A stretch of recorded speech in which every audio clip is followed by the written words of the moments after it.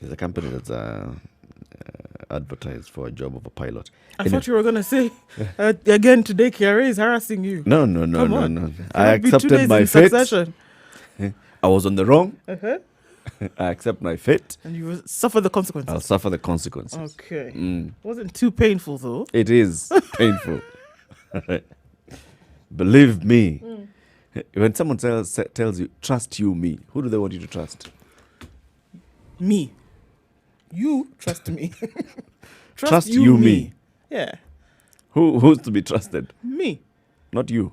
No, you are the one who's trusting me. Trust you. Yes, you. The Me. trust is being put upon you towards me. N'est-ce pas? Why don't they say trust? Isn't it? Of course it is. Okay.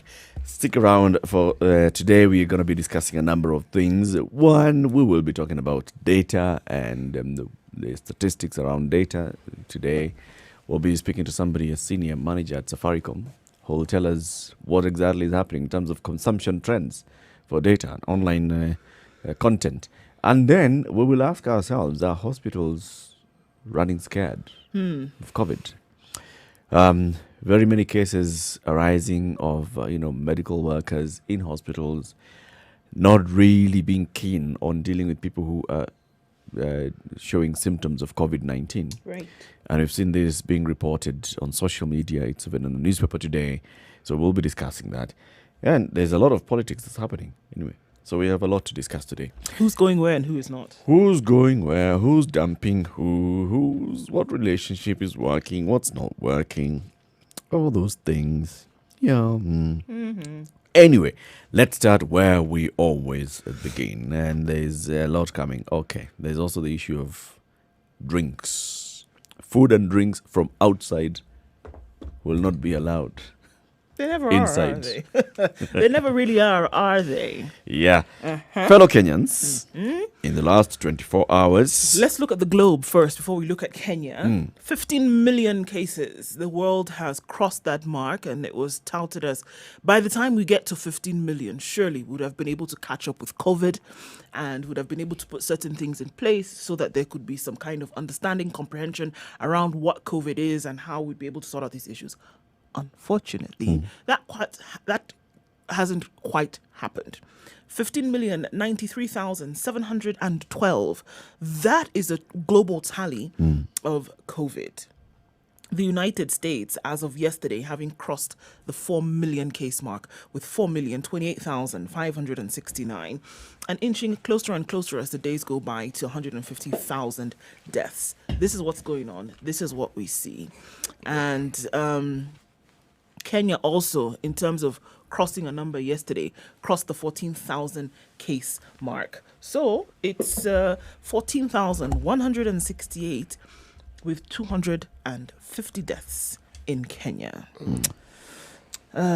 This is what we are looking at now. And if we continue to look at nations around the world, Brazil at 2,166,000, India at 1.1 million, Russia at 783,000, South Africa now at 381,798. Interestingly enough, from South Africa yesterday, we saw that they are actually, with COVID, it's still very difficult to predict. But with what they have been seeing so far as indicators, likely that they would be well over 400,000 by the time the weekend rolls around.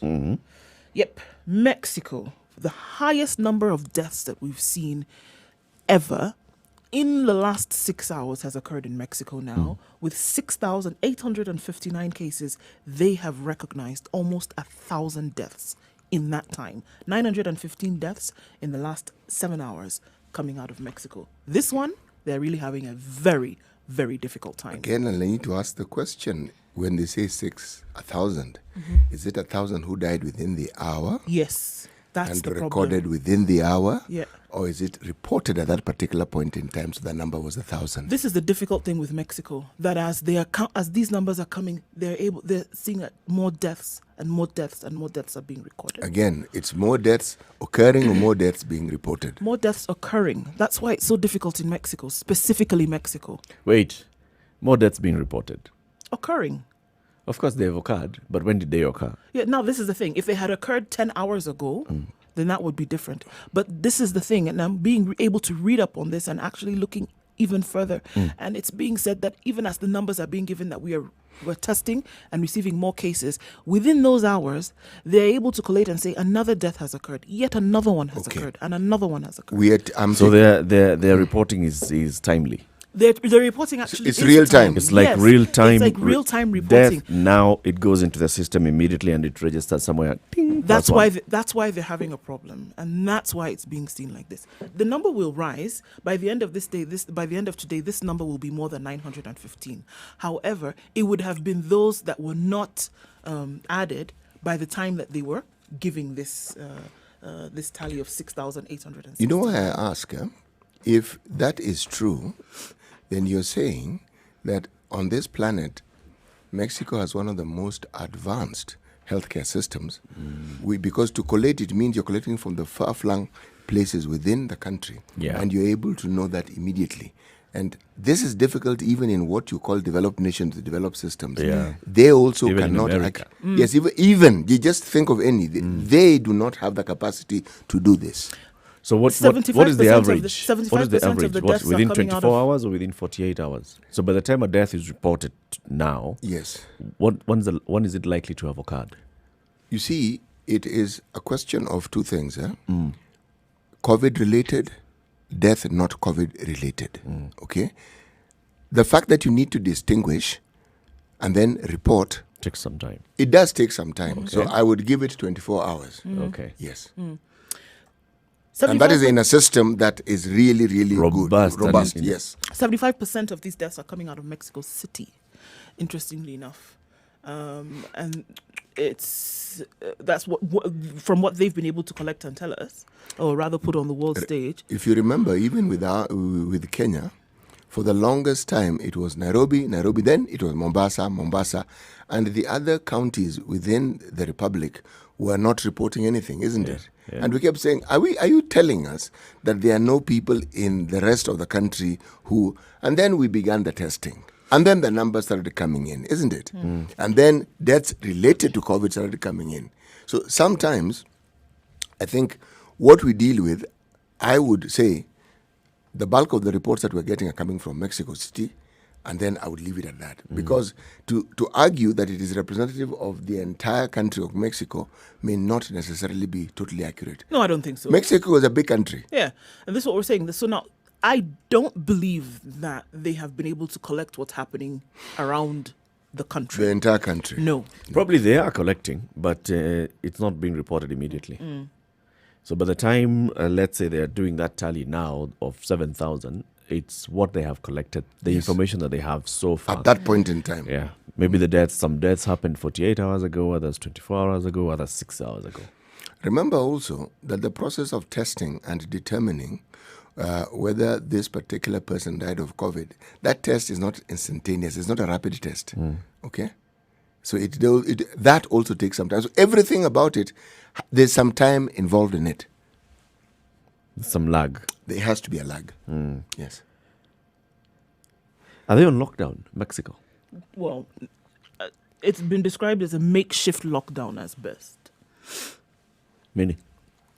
Oh, there's a lockdown that has been, but people are still moving about and milling around. So. Oh, the lockdown of the world. Yes. Every other part of the world apart from China. It is summer after all. Okay. You'd expect to actually see a lot of things happening there. In Kenya then, how many do we have now?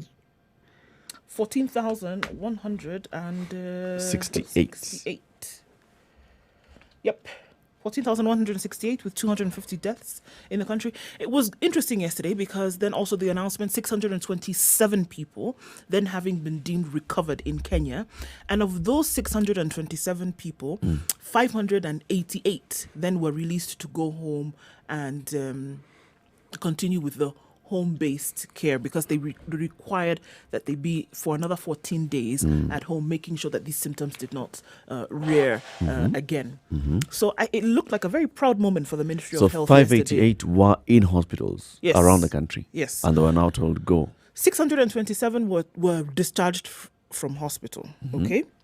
Of that 627, 588 were told, okay, go home because we still need to, keep an eye on you. But the remaining number, 12 plus 27, 39, then were being, still monitored in a health facility. So, So are they recovered or are they not? That's where I'm getting to, because it seemed a little bit confusing to me that if that was a total tally, then 627 actually should be at home under home care. But then the CAS then said that we're still monitoring them in a health facility. It was not very clear about where that health facility was, because if they're discharged, it's discharged to go home, right? But this was different. So 588 home care, home protocol, that seems to be working. Okay. Yeah. What exactly seems to be working in this entire process that you've described? I'm just Apart using, from being able to send people home, what else is working? I'm just using the title because Information. I don't know what else is under this title. You know how there's title, then subheading, then the rest. The rest I don't know. I just know it's home-based care, the protocols, and they have been released into that scheme. Oh, scheme. There is a home-based scheme. Yeah, that's what they say. So let's just hope and assume. And there's a protocol for it. Yes. Okay. So So from far- yesterday, they're following this. We've had 14,168 cases and total recovery so far is 6,258. Yes. So more than half are still positive. Yes. Positive and or critical. Oh, yeah. Okay. All right. The numbers keep rising. And, of course, the number of male versus female keeps being as clear as day and light. Some 60 more male that are positive than female from yesterday's tests. We'll be taking a look at the newspaper headlines this morning and also looking at other stories. For example, the CS Mutahi Kagwe intends to limit alcohol drinks to homes. There's a draft notice that has been circulating and it says nobody is supposed to take alcoholic drinks in public places, including parks, restaurants, parking lots, bars, or wines and spirits shops. Okay. That can form another whole conversation. South Africa says no sale of alcohol anywhere. Kenya is... You can buy it and but- take it home. Yeah, but Remember drink it at home. There's something that happened in South The Africa. parking at your own home. Hold on, City. Let's take a look at weather first and then continue this conversation. Good morning. It's 6:15.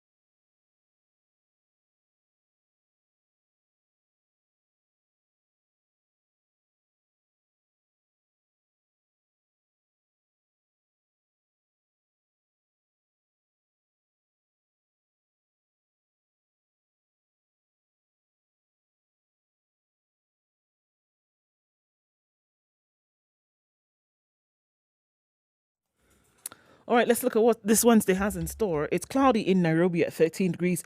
A bit of a shower in certain parts of the city, highs of 23 and lows of 12. Cloudy and overcast in Nyeri at 13 degrees. Thunderstorms forecasted for later, highs of 21 and lows of 13. It's mostly cloudy in Nakuru at 14 degrees. We'll see highs of 21 and lows of 13 with a chance of rain later on. 12 degrees and clear skies in Eldoret this morning. It'll change later, though, to rain showers with highs of 19 and lows of 12. It's mostly cloudy in Kisumu at 19 degrees, highs of 26 and lows of 18 today. Kakamega is mostly cloudy at 16 degrees, highs of 22 and lows of 15 with showers expected later. We're looking at Malindi being mostly cloudy today, highs of 28 and then becoming overcast later with lows of 24. It's 24 degrees and mostly cloudy in Mombasa. There'll be partly cloudy conditions through most parts of today with highs of 28 and lows of 23. 18 degrees and mostly cloudy in Kampala. Highs of 24 and lows of 18. We're looking at Dar es Salaam, that's partly cloudy this morning at 22 degrees, highs of 30 and lows of 22. Looking into Joburg at 6 degrees, clear skies and sunny conditions throughout the day with highs of 19 and lows of 2 degrees today. It's clear skies in Lagos at 24 degrees. It'll change later into rain for most parts of the day with highs of 29 and lows of 23. Let's take a look into New York at 27 degrees. It's still partly cloudy on Tuesday night. Thunderstorms is what they'll wake up to with highs of 33 and lows of 25. 16 degrees and clear skies in London today. Highs of 24 and lows of 14. And finally in Paris, clear skies at 15, highs of 27 and lows of 14.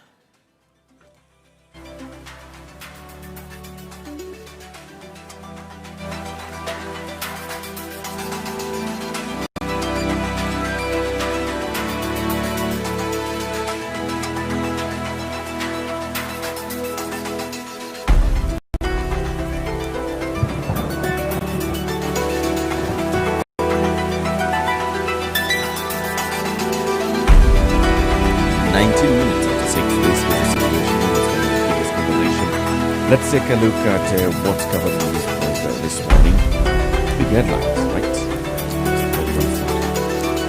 Spice FM. Spice up your life. Okay.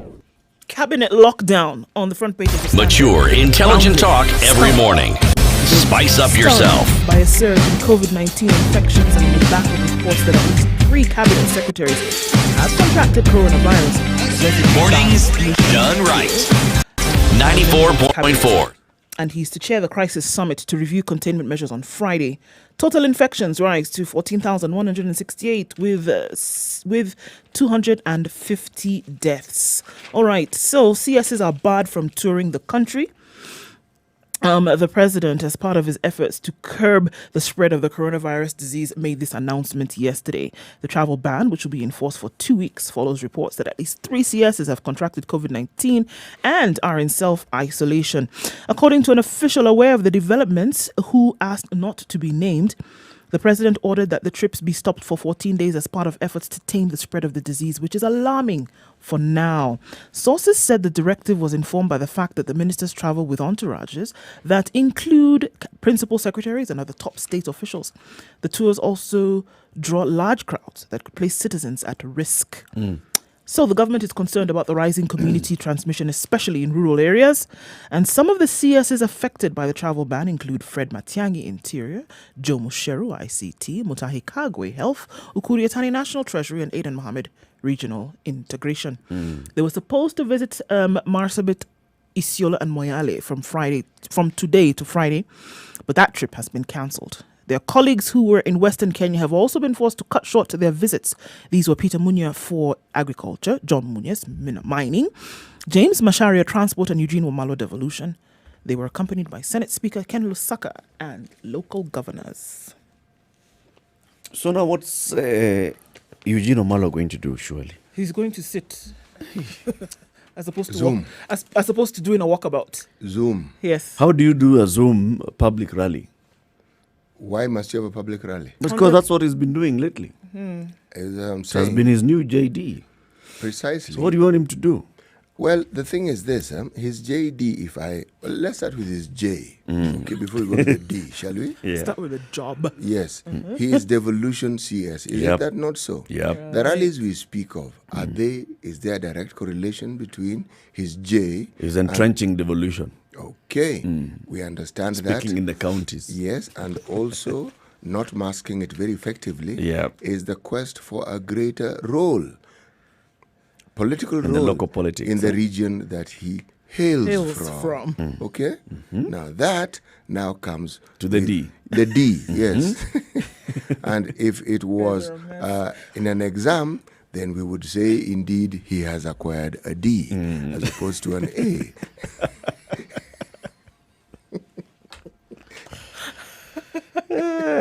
So Eugene Omoro has a big D. He's got a D there. And I love the picture here we have on page 3 and the shirts they're wearing. Lovely curtain materials. Oh, lovely stuff. You Yeah. like? Very good. Okay. The influence. The president is actually influencing this, isn't it? Yeah, yes. Good stuff. Yes. It's working. Stuff. Good stuff. When you look at that, you can see, I mean, you started this CT. You know, this was UCT. You know how they said Columbus discovered Africa, the Americas, leave alone that there were people there before. These people who are wearing these shirts, they don't This know is that you. somebody started it before. Henry Morton Stanley. But sometimes I was thinking more of that other guy. What is his name? Livingston. Livingston, yes, you like that one. Dr. Livingstone. Yes, I almost called him Shakespeare. Livingston. It's okay. The way they say we all look alike, even them. Even them. Difficult to tell the difference. It's a good move, I think, by the president. But also, what is the president telling his people? Things are thick, man. No, I am listening to the Mwananchi. Yes. And these are concerns that they have, and I am going to take their concerns I'm going to take seriously. action. Yes. I am going to take action. Remember the headline yesterday was about the way these leaders are basically behaving with impunity, telling people to observe physical distancing and everything, and they are not doing the same. Essentially, you're bringing this virus They're to almost people. climbing on top of each other. And You're then bringing they're it to telling us. You're You know, bringing the- it to us. The thing about, if you want to talk about knowledge and the implicit reaction that people have of it, every time there has been issues of COVID within Parliament, there's pandemonium. Yep. So you ask, why? They know, wanajijua. They know. Wanajijua. These are educated people. Yeah. They understand English. They know very well what they should and should not do. They even understand Kiswahili and then their own mother Even tongue. better. Yeah. Yes, so it cannot be said they didn't understand what they were told. So the likelihood that they may test positive, that one sends shockwaves. Okay. So, other than the CSs and the PSs being told not to gallivant all over the country, the government offices have been forced to operate with lean staff after several departments recorded cases of COVID-19. These departments have been forced to reduce the number of employees or temporarily stop operations as the country grapples with the surging cases of COVID-19. Somebody at the ICT Ministry in Posta Towers died last week, laying bare the gravity of the situation. Telecom's Principal Secretary Esther Koimet said the staff would resume duty on July 27th. That's 5 days from now, if the situation improves. So this is hampering service delivery. When you see now that the state itself is scaling down its operations, we're basically saying that the government is not being able to offer the services to the people directly at the same level that it has been doing.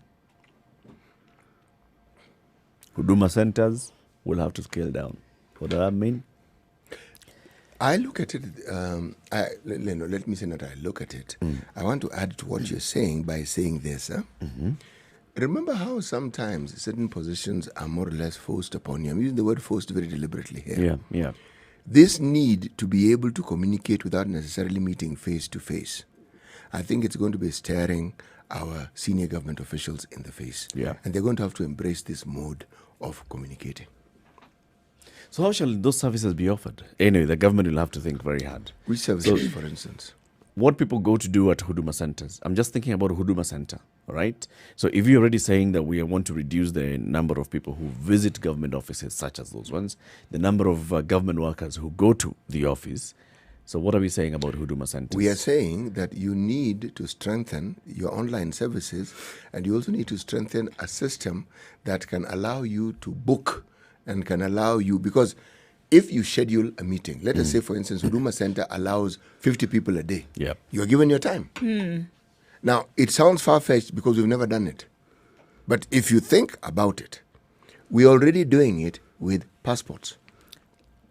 It's the same system that the private sector used with banks. So here's whereas the a thing. banking hall was going to be jam-packed from the hours of 9 o'clock until 3 o'clock. What did they do? They went online. They went online promote and a lot more then they of- introduced a ticketing system whereby, you can only be served in a certain manner. So what did that do? Inadvertently encouraged people to use the external systems, an ATM or online And people banking did. or whatever, and people did. And they learned. Going to a banking hall, you would think that it was a graveyard. And But also, services and continue. even if you use those services like the ATM, you will find security personnel who will give you some sanitizer or offer you a place to wash your hands. Meaning, it's, should I say regimented? Yes, It is. It is indeed. I'm just thinking that in the immediate, right? You have people who, the number of people who wanted government services in February has not reduced. No. The number of people is still the same, right? So let's not even talk about passports, because you could argue, travel Nobody's has going anywhere reduced. anyway. Let's talk about the other services at Huduma Center, IDs and the rest. You've lost your ID, you want to replace your ID, and everything else that require physical. There are many visits. services that people actually require. Yeah. You're right. So if you reduce the number of staff at the Huduma Center, and also you restrict the number of people who can come and access, you're creating a backlog. You are. What is the government gonna do to deal with this backlog? Yeah, I mean, in even time? before this, there was a backlog anyway. I mean, John told us a couple of days ago about how he applied for, what was it, your license or something, about a year ago, and he was called to pick it The up. this driving year. license, the driving the license, right? new generation DL. A year ago, and so even before COVID, there was already a backlog. So without this COVID, there needed to have been something that was introduced to then make the system or the process a little bit more seamless. Yeah. So it's definitely a conversation. One thing I do like about this, though, is that even with politicians and these face-to-face meetings that they cannot have, it would be nice because maybe we'll be forcing them to actually get the job done and say that, you know what, people are then going to judge you on your ability to get the job done as opposed to seeing your face and waiting for handouts. Yep. You don't have to come here, so that you No, just do your work. do- We'll vote for you based on that. do what you're supposed to do. Okay, let's take another quick break. Take a look at the traffic. At 6:30, this is a Situation Room. It's Kenya's biggest conversation. Eric Latif, Nduoko, CT Muga. We are looking at interesting stories that have been covered in today's local dailies. Good morning.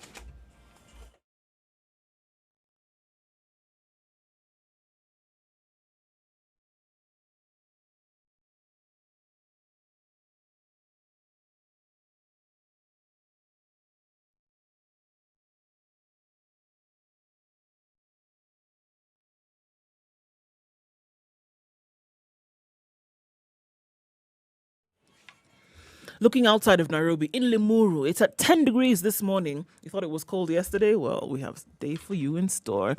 This means that the fog is extremely low today. So people out and in from the Limuru area have to be very, very careful. Visibility is very poor today. And so that means your fog lights need to be up and try to keep it. Fog lights. Okay. Keep it at a minimum in terms of speed, guys, because this is how we get a lot of accidents and we don't need that to happen. Coming back into the city, the outer ring is busy traffic this morning. It's already bumper to bumper, and that started when it was still dark. Oh, okay, it still is, but all right. Kangunda Road, traffic is flowing actually very smoothly today. Coming off Thika Road, it's not yet bumper to bumper, but it's likely to get there in a very short while.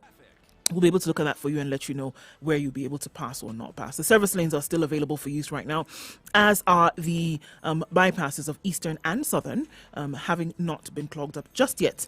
Mombasa Road is seeming to be quite open now. That might change later, as we are well aware. But for now, it can be used without any problems whatsoever. Spice of MKE, that's how you can reach us on Twitter. Let us know what you see. It's a Wednesday morning. Things are not so bad right now. We'll take a look in a short while and see how that may have changed.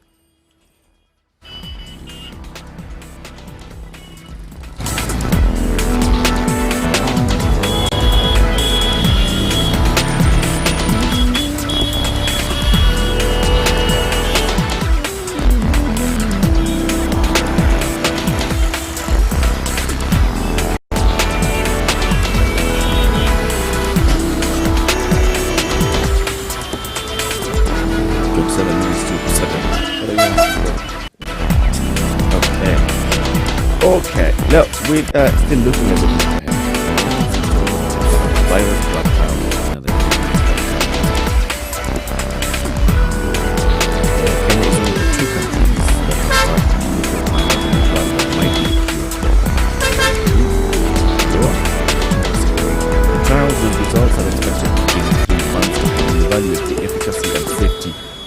Actemra in the treatment of pneumonia linked to COVID-19 in hospitalized patients. The drug is manufactured by Roche, a multinational healthcare company. The trials were initiated by Genentech, a member of the Roche Group in the US in 2020 May, but have now been expanded to other sites in South Africa, Kenya, Brazil, Mexico, and Peru. 10 patients have already been enrolled at the clinical research unit of the Aga Khan University Hospital in Nairobi. This is interesting. This drug, they say, is expected to work on the body's immune system by inhibiting whatever receptors, interleukin 6, to prevent the pneumonia that affects patients infected with COVID-19. Coronavirus triggers an immune reaction in the lungs, whose cells produce a substance called the interleukin 6, the IL-6, that tries to kill the virus. In the event of an overreaction, this causes acute respiratory disease characterized by difficulties in breathing.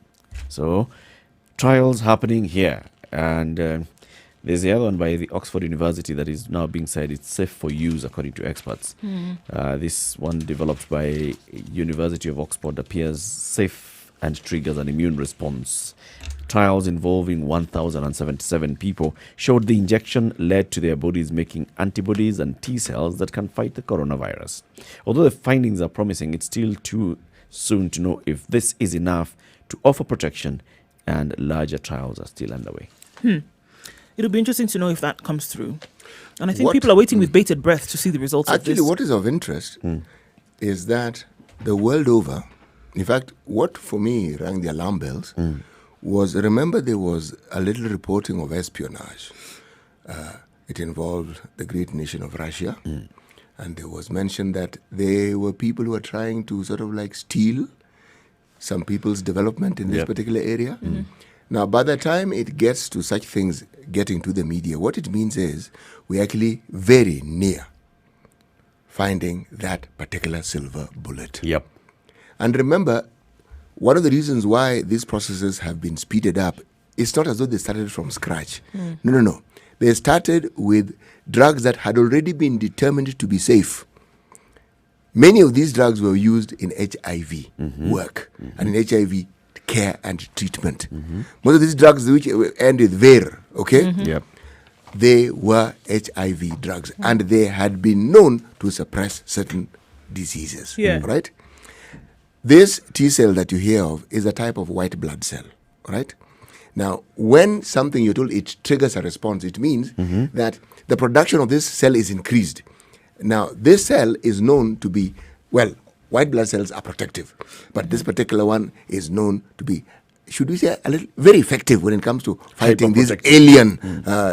It's a vanguard. Yes, exactly, microorganisms that may visit the body. So, I would actually take this discussion elsewhere and say, we need to start thinking and preparing for life after COVID. Because it isn't very far away, as people imagine, or as was imagined before. The vaccine. Yes, it is not far away, because all these tests that you hear, when you hear that we're having the same tests in Peru, where those are what you call multi-site studies. Okay, it means this drug they've determined it is actually safe. Now, okay, fine, safe within a small group. Let's try it across the globe and see how safe it is. Then they'll say, okay, let's try it among larger numbers, because it may be working in small groups. Now, the moment you go through the larger numbers, the next stage is just to license it. Right. So we're not far. It's coming. It's coming. Let's hope. Let's wait and see. Let's just hope that this one works. Oh, by the way, Ndu, Yes. this wasn't one of those wait and see things. Eh? No. If you understand how these things are developed and the process that they take, and just the shoving and the movements that are up and about, what we read isn't the whole story. Please bear this in mind. Eh? We read what we are allowed to read. There's a lot happening. There's a lot more. This is just the top layer of it. Yes, but the fact that this can come out, it tells you that the advances are really advanced. That's what I'm trying to say. Okay. Yes. All right. Tragic story, unfortunately, that we have to, look at these again. Yeah. 15-year-old boy is being held for the death of a 9-year-old girl over avocados. A 15-year-old boy is in custody in Murang'a County as the main suspect for the killing of a 9-year-old girl. The minor's remains were discovered buried in a shallow grave 3 days after she went missing. The discovery of Ihiga the discovery at Ihiga Ini village led to the arrest of the Standard 6 pupil, suspected to have been the last person to be seen with her on Saturday at 9 a.m. The body of Purity Nyeri, who was in grade 3, had deep injuries on her head, suspected to have been inflicted by a fork djembe. The two had been schoolmates at primary school which shares a name with their village, which is the Ihiga Ine primary school. Jerry's father, Patrick Moirori, says his daughter left home to pick avocado fruits offered by a neighbor. Her body was found 30 meters from the avocado tree in the neighbor's farm and booked at the police patrol base.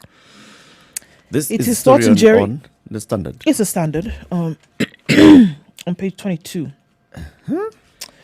Her body was her body was found 30 meters from the avocado tree, etc. Okay, so it is thought that Nyeri and the suspect may have differed over the avocados. Murang'a County Police Commissioner Josephat Kinwa said the teenager was arrested following suspicion that he was involved in the killing. The matter is under investigation, while the body was moved to the Murang'a District Mortuary for a post-mortem examination.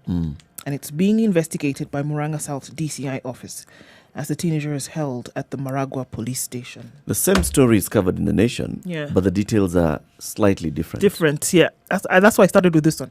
Because the same story is there. Go. The Nation story, if I remember, I don't have it with me, you can just check. Yeah. So the Nation story says that this boy and the girl were at the girl's farm and they were harvesting avocados, just the two of them. Then the boy rushes home and to the girl's home and tells the parents, you know what, I'm the one who's just come up with the avocados. I don't know where the girl went to. I haven't seen her. So immediately they start looking there. Folks start looking for the girl because this is a young girl, 9 years old. The father goes to the farm and finds freshly dug up space, loose ground, digs it up, finds the girl wrapped in a gunny bag, and she has no visible marks apart from what looks like strangulation on the neck. Post-mortem shows that the death was caused by manual strangulation. So the issue of a fork djembe and head injuries Yeah. So now. is not in that other account. Yeah. The issue of being found 3 days later is also not in the other account because the Nation account says that this boy came to the home at about 9 o'clock and they found this girl before 11. What is the same in both of these stories is that this young boy is then the major suspect, and is in police custody. and is in police custody over this girl's. About 2 weeks ago, we saw a story that was more or less the same, where it could have been an accident and something happened with with the boy, and the girl who were the boys and tending the sheep, sisters, I believe, right? So same kind of story where you're not really sure what happened. Could have been a mistake. Something could have gone wrong. Yep. But again, leading to the thought that more and more of these are happening. And, more and more of these are being recorded. More of these are being recorded. If they're being recorded, then they're happening. But I mean, it's that if something went wrong, if there was an argument, it ended in death. If there was an argument. What is consistent in all these stories, even the ones in the past, is the violence and the manner in which this violence is perpetrated. You have to ask, for someone to use the amount of force that would bring about death, what state of mind was this person in? Because children play around, they get angry, they even fight. You never hear of death. You never even hear of serious injuries. No. So what is it? It's disturbing. I have conflicting thoughts about this story. One of them is just I'm thinking it's a 15-year-old and a 9-year-old. These are children. So they are picking avocados. These are children. Then whatever happens, whatever scuffle ensues, and one puts the other one on the ground and maybe holds their neck. Can we say that really would know, a 15-year-old would know that this girl is now dying? No. Would he even know the extent of his strength? No. No, he wouldn't. Would he know when he's actually causing damage to the point of probably blocking her breathing completely? The answer is no. No. So I'm thinking, to some extent, it's possible that The intent was not to kill. the boy was just, doing that, and maybe he's Teaching angry her lesson or, as he thought. teaching her a lesson and pushing it as far But as then possible. the question one would ask is, why strangle her? Why not slap her? If that is, because a slap is often considered the manner in which people administer lessons. Yeah, but children do all these things all the time. We push Yes. each other, you hit each other with They do, objects, they you do, will they strangle do. one Even throw another. stones. Yeah, because you like strangling, you're in the boy's mind, it could be wrestling. In the boy's mind, it could be wrestling. Yes. In the boy's mind, it could be to shut her up. Yeah. Or any of those things. What doesn't seem clear, it isn't as though this boy intended to kill the girl. No. Because if we claim that is the intention, then we have to ask some very profound questions, and it starts with why. Yeah. And that'd be history, and it would have been noticed by even the adults. That this guy behaves funnily. Yeah. Towards her. Yeah. No, just generally. Yeah. Remember, there are children who parents don't allow other children to play with. Yeah. Yes. Say, no, not that one. And why? Because the behavior has been observed, and they said, this child, Yeah. And also the next thing is the boy brings the avocados home and says, I haven't found the other one. So what would you explain how would you explain that situation? Probably panic, you realize, oh my God, she's dead. So she's not moving. Yeah, she's not moving. So the next thing that you think of is what happens, let me hide her. You know How do I hide her? Let me just dig up, let me wrap her, let me just hide her there and go home and claim. In his mind, he assumes that just by going and saying, I haven't seen her. It absolves you of any Yeah. kind of guilt, right? Unfortunately. It's It's and the reason why I was saying that this one is getting me worried is I'm thinking, what kind of process is this boy gonna go through? Already the boy is in police station, right? Is in police custody. Everybody is looking at this boy. The cops are saying, so we're gonna investigating why this boy killed this girl. He's the prime suspect in this one. So already the system is treating this kid as a serious Pariah. criminal. already. Is this boy ever gonna get rehabilitated? Is he ever gonna get through this, whatever happened? Eric, Can we prove that he did it actually willingly? Eric, What let's if he start with the didn't? question. Do we actually honestly, genuinely have a system that seeks to rehabilitate minors? No. If we start with that question, then the rest is easy to answer. No, because the juvenile facilities that we call them, those are likely to inculcate in you habits and norms that, and I'm talking about the vile variety, that you previously did not even know existed. So, hey, It's a very, very, very sad story. It is. Very sad story. Someone is telling me there's also a similar story, but a brief one, not sure which page of the Standard, where a boy, 25 years old boy, killed his cousin by strangling in Homa Bay. Well, somewhere in the Standard as well. So let's also look for that and see it. As in the meantime, let's take a quick break. It's 13 minutes to 7 o'clock.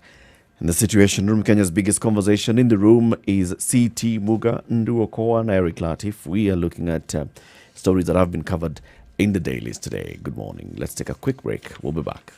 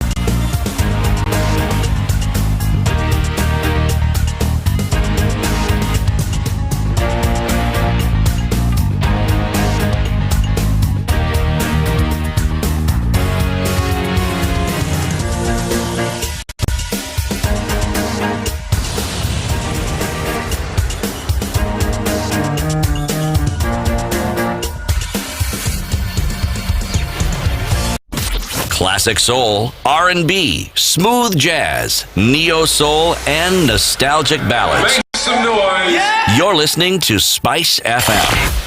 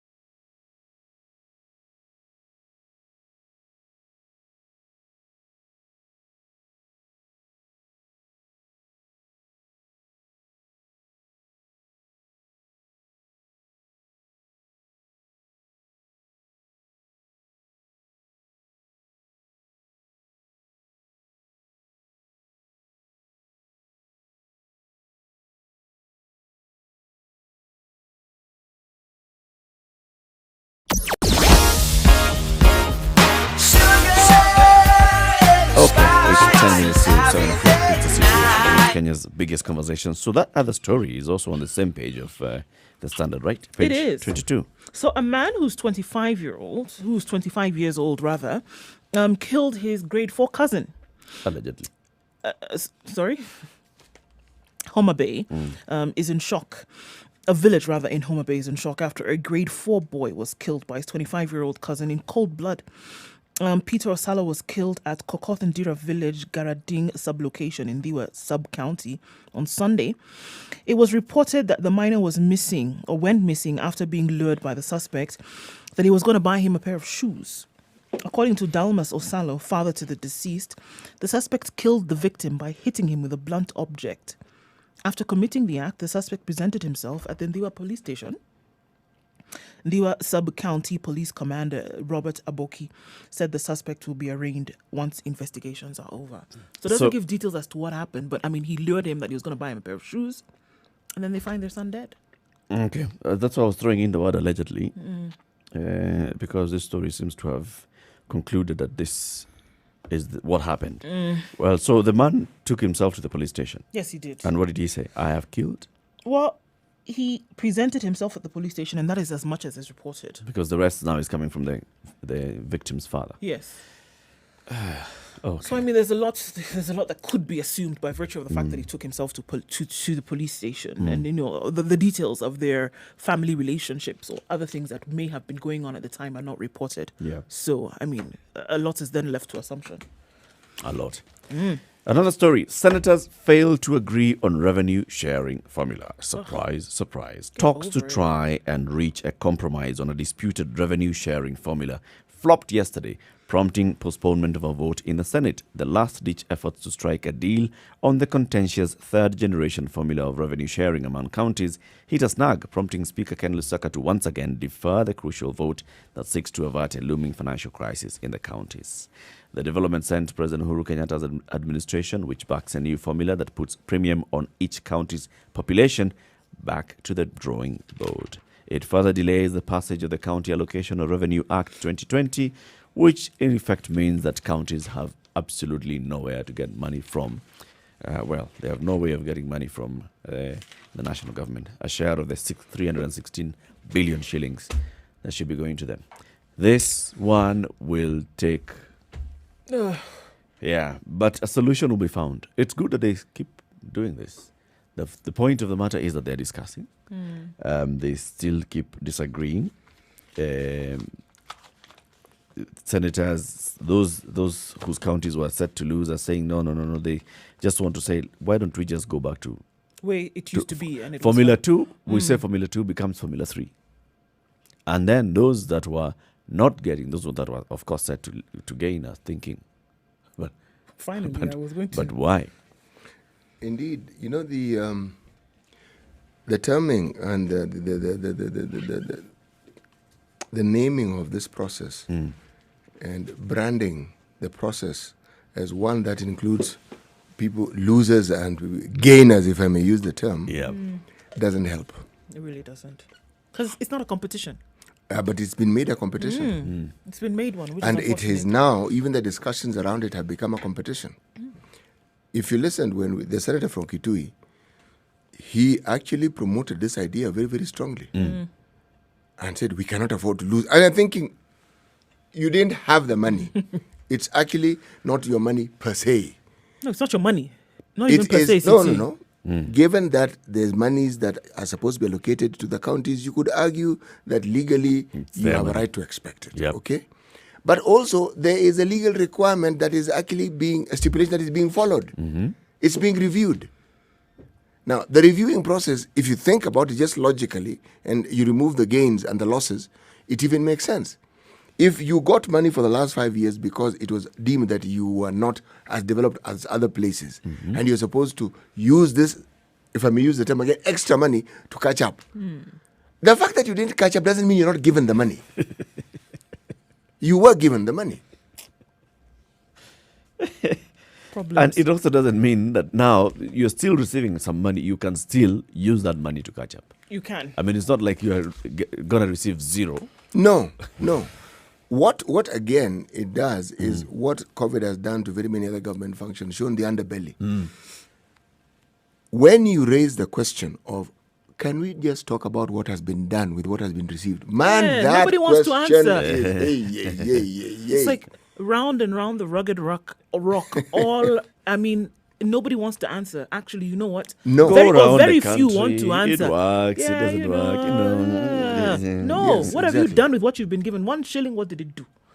The problem is that even for those who may have done something with this amount, it then casts, a shadow of doubt on them, So you should be able to account for just the same thing. The one that they gave you, what did you do with it? The 5 talents, as it were? No, that one they don't want to be asked. They don't want to be asked. We want to talk about the losses. It's very annoying. Let's talk about the one that you didn't give me before you talk about the one that you actually did give me and what I was able to do with it. And you know what is of interest? This one that you're talking about, which you're expecting, you didn't have it. You haven't received it. You don't have it. Okay? But you already planned for it. For something you've that you've budgeted not for it. And that's why you're seeing the losses. Because these things that you had planned for this money aren't now going to work, is it? It's going to be a tad difficult. All right. It's going to be a tough one. We'll have more of these conversations in the next hours. Also, there's this one, which you can tease. Maybe we'll be discussing it in the 9 o'clock. Kagwe intends to limit alcohol drinks to homes. So the CS for Health has published some draft regulations that are seeking to limit consumption of alcohol only to within your home. Wait and the see confined if it's not challenged in court. Home. It will be challenged in court. People will have house parties. Just wait. Anyway, you said 9 o'clock. Remember, presidential directives have been challenged in court. And have been set aside until it is heard. Hey. Kagwe can do, he's trying But his the first best. time it was not challenged. Why would they challenge it now? Well, the thing is, Remember this. when restaurants were not allowed to have seating passengers? No, not at that passengers, but particular clientele. time, we were docile because we had known this thing We were- can kill we were you at scared. short notice. Now, Now, people have tasted the forbidden fruit. Bas. and This it's one, very people are not going to sweet. accept. This one. Well, I'm very just sweet. wait and see if this thing doesn't go to court. I want to go to a restaurant and I want to have my drink. Yes. And you are now And you're interfering now with my, infringing on my rights. Yep. To what? To consume what I want. Yes. To do what I please Hey, when I want. hey. So long as I'm the curfew, I'm I not breaking understand. the law.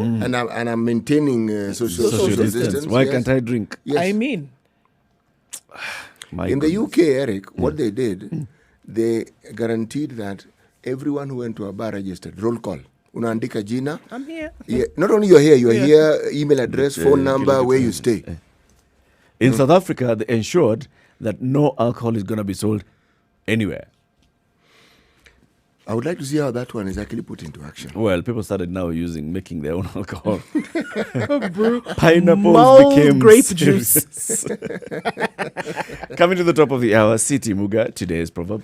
No, you'll actually repeat that proverb as we begin the next hour, right? Okay. As we begin the next hour, or we'll also be live on KTN Home. This is the Situation Room. It's Kenya's biggest conversation. Keep it right here. In the next hour, we'll be talking about data and consumption. You know now you can actually access YouTube for as low as 10 bob per day something like that. on Safaricom. So we'll be asking Safaricom what exactly they mean by that. Good morning. It's 7 o'clock.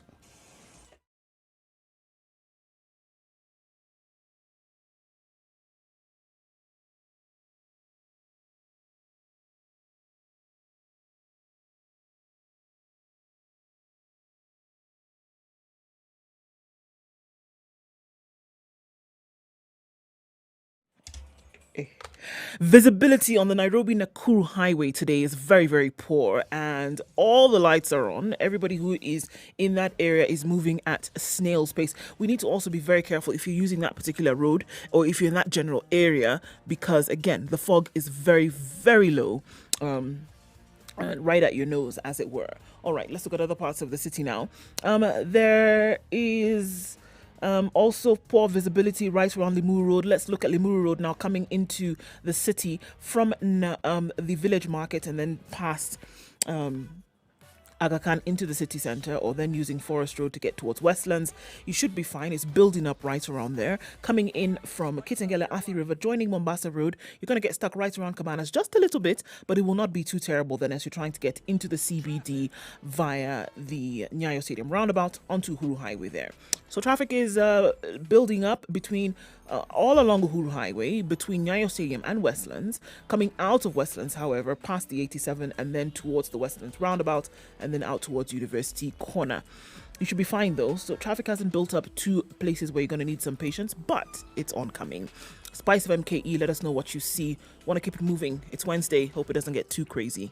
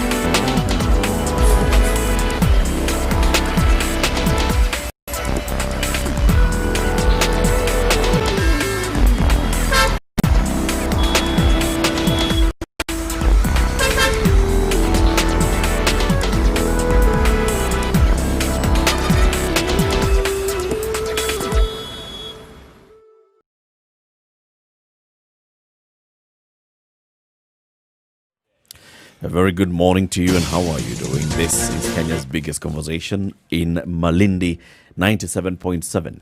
In Nyeri, 90.9. Eldoret, 96.7. Nakuru, 96.0. Someone was asking about what? Narok. Narok. 96.0 frequency, you'll still be able to catch it in Narok. 102.5 in Kisumu, 87.9 in Mombasa, and 94.4 in Nairobi. We live stream the show as well on www.spicefm.co.ke, as well as Spice FM KE on YouTube, Facebook, and Twitter. We're also live for the next 2 hours on KTN Home. And good morning to our audience on KTN Home. Well, in the situation for this hour, let's talk about data and affordability of data. You know, a couple of years ago, when we started seeing other entrants, well, the third mobile operator in the country, that was U-Mobile, ESA Telecom, right? I remember the conversation shifting to, within a few years' time, the competition in this industry is not going to be about airtime and calling. It's going to move into data. And then, you know, it will be a debate between the CEOs of the three mobile companies on what exactly would this look like. I mean, what are we talking about? That's the same time as well when we were seeing the government working so hard at bringing better connectivity for data, allowing undersea fiber cables to land at the coast. We had Seacom, we had the teams and others landing at the coast, and the then CS for communication, Mutahi Kagwe, and the PS, Bitange Nemo, saying, you know what, now the issue about data and content is what's going to be the big thing. So content, for very many people, is how you're consuming the information. YouTube, one of the platforms where Kenyans have really, you know, gone into YouTube. Many, starting with just musicians. Musicians who were selling CDs and tapes now started producing videos. Right. And initially they were selling VCDs. And then now they started uploading their videos on YouTube. And nowadays, big people like Sauti Sol, when they want to release that, dropping a new single or dropping a new album, it goes first on YouTube, and you catch it on YouTube, and then you catch it elsewhere.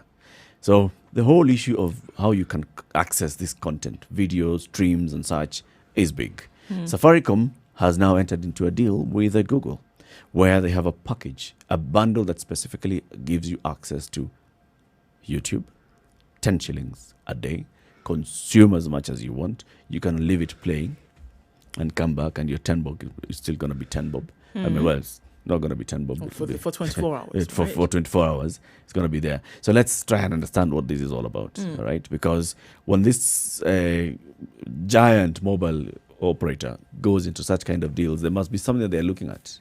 They must have a lot of data that they know about consumption of Kenyans and how they're consuming content on YouTube and all that. So let's talk to the senior manager in charge of mobile data at Safaricom. His name is Martin Mabuya. Martin, good morning. Good morning, Eric. How are you doing today? I am very well, thank you. And my co-hosts are very good as well, as I see them. Oh, sorry. It's okay. Good morning, Martin. Morning. How are you doing? Very well. Yeah. Putting you right there on the spot, Martin. So, Yeah. this tell us about this deal that you struck with Google for access to YouTube. Well, actually, what we've done with our good friends at Google is that we put together a package for access to YouTube, right? Yeah. So we have a YouTube exclusive bundle where for 2 shillings daily you're able to get access to YouTube. And just slightly to correct you, it's not necessarily unlimited, right? Because you consider there is other factors like network capacity and such like things. Okay. So it's about 80 MB of specific for YouTube. And if you're doing that on standard definition, if you are running YouTube for a continuous period of time, you'll probably be able to have about 30 minutes there of access, all right? But the reason why we put this at YouTube is because we are trying to make this content relevant, especially to people who have never had use for internet before. Now, think about it from this perspective. A person who's an internet newbie is a person who necessarily doesn't have a reason to want to go on the internet, all right? So the only thing that they can actually consider internet is their favorite content, for instance. And if they're looking for gospel music, if they're looking for comedy, if they're looking for news, for them, that is the end game for them. All right. The person who's been a digital native knows exactly what they go to do on the internet. But this, for us, we're considering it as a gateway, especially as we try to liberate internet for each and every other Kenyan from every walk of life. Yeah, so that's the whole idea. The other packages that for people who are internet savvy can actually be able to use. But the reason for this, our biggest motivation were probably people out of country, people who've never had use for data, and that is the reason why we are trying to open that space up. Maybe the younger audience as well. Well, yeah. So if you look at the younger audience, especially urban, all right, when you look at those guys, if you have a family, for instance, Eric, I'd ask you what they call internet in the house. They probably don't even call it internet; they call it Wi-Fi. Yep. Those guys are a different ballgame, to be honest. And for them, when they're out of the house, yeah, they talk about data bundles. Yeah, exactly my point. Yeah. So for them, we actually have a package. We have other packages for people who are very intense users. But as you said, this also can actually be very useful for someone who wants to use YouTube when they're out of the house as well. Martin, the timing of this doesn't go unnoticed. I reckon that we have more people at home now, and you have more people who have needs when it comes to how they want to interact, because we know that YouTube, having been used for entertainment as well as information, does the timing of all of this play a role in when you chose to roll this out with all that's going now with COVID-19? Yeah. Well, I think the biggest thing I would like to point out over here is the outcome of what people are using YouTube for, to be honest. And there's a story I actually was telling one of my friends about one time we went for a market visit, because we constantly want to see what the consumer is doing. So this guy is actually a mechanic on Grogon, all right? And if you take whichever car you have to this guy, he will never tell you he doesn't fix that car. Okay. So the guy, you'll bring him a 2018 model Jeep, for instance. I can tell you for free that guy has never been to a class to be taught how to fix that car. Yeah. Okay. But what the guy will tell you is like, hey, watch hapo gari mkubwa tutatengeneza. The guy will go at the back of the shed over there. He'll go to YouTube and he will go and just query on how to fix the radiator or whatever of car this is. For sure, that information exists. Okay. Somewhere. All right. And by the time you go and come back, that guy will have fixed your car. The moral of this story is that at this particular point in time, any information you are looking for, you probably find it. So, and what is actually happening in this period of time where access to information is relatively limited, in that movement, first of all, is limited, interactions are limited, your kids are not going to school. So essentially, this becomes the one place where you can be able to get most of the information you want. So the use has suddenly evolved from just purely entertainment to knowledge, and you can also be able to learn a new skill in this space. And you are right. It has come in very handy, especially in this COVID time, because people are able to then access the information they would necessarily not be looking for. But on YouTube. And you can think about it, there is more time than you would have before, so you need to fill that time. Number two, you have kids that probably need to be homeschooled for some reason, and you need to get that information.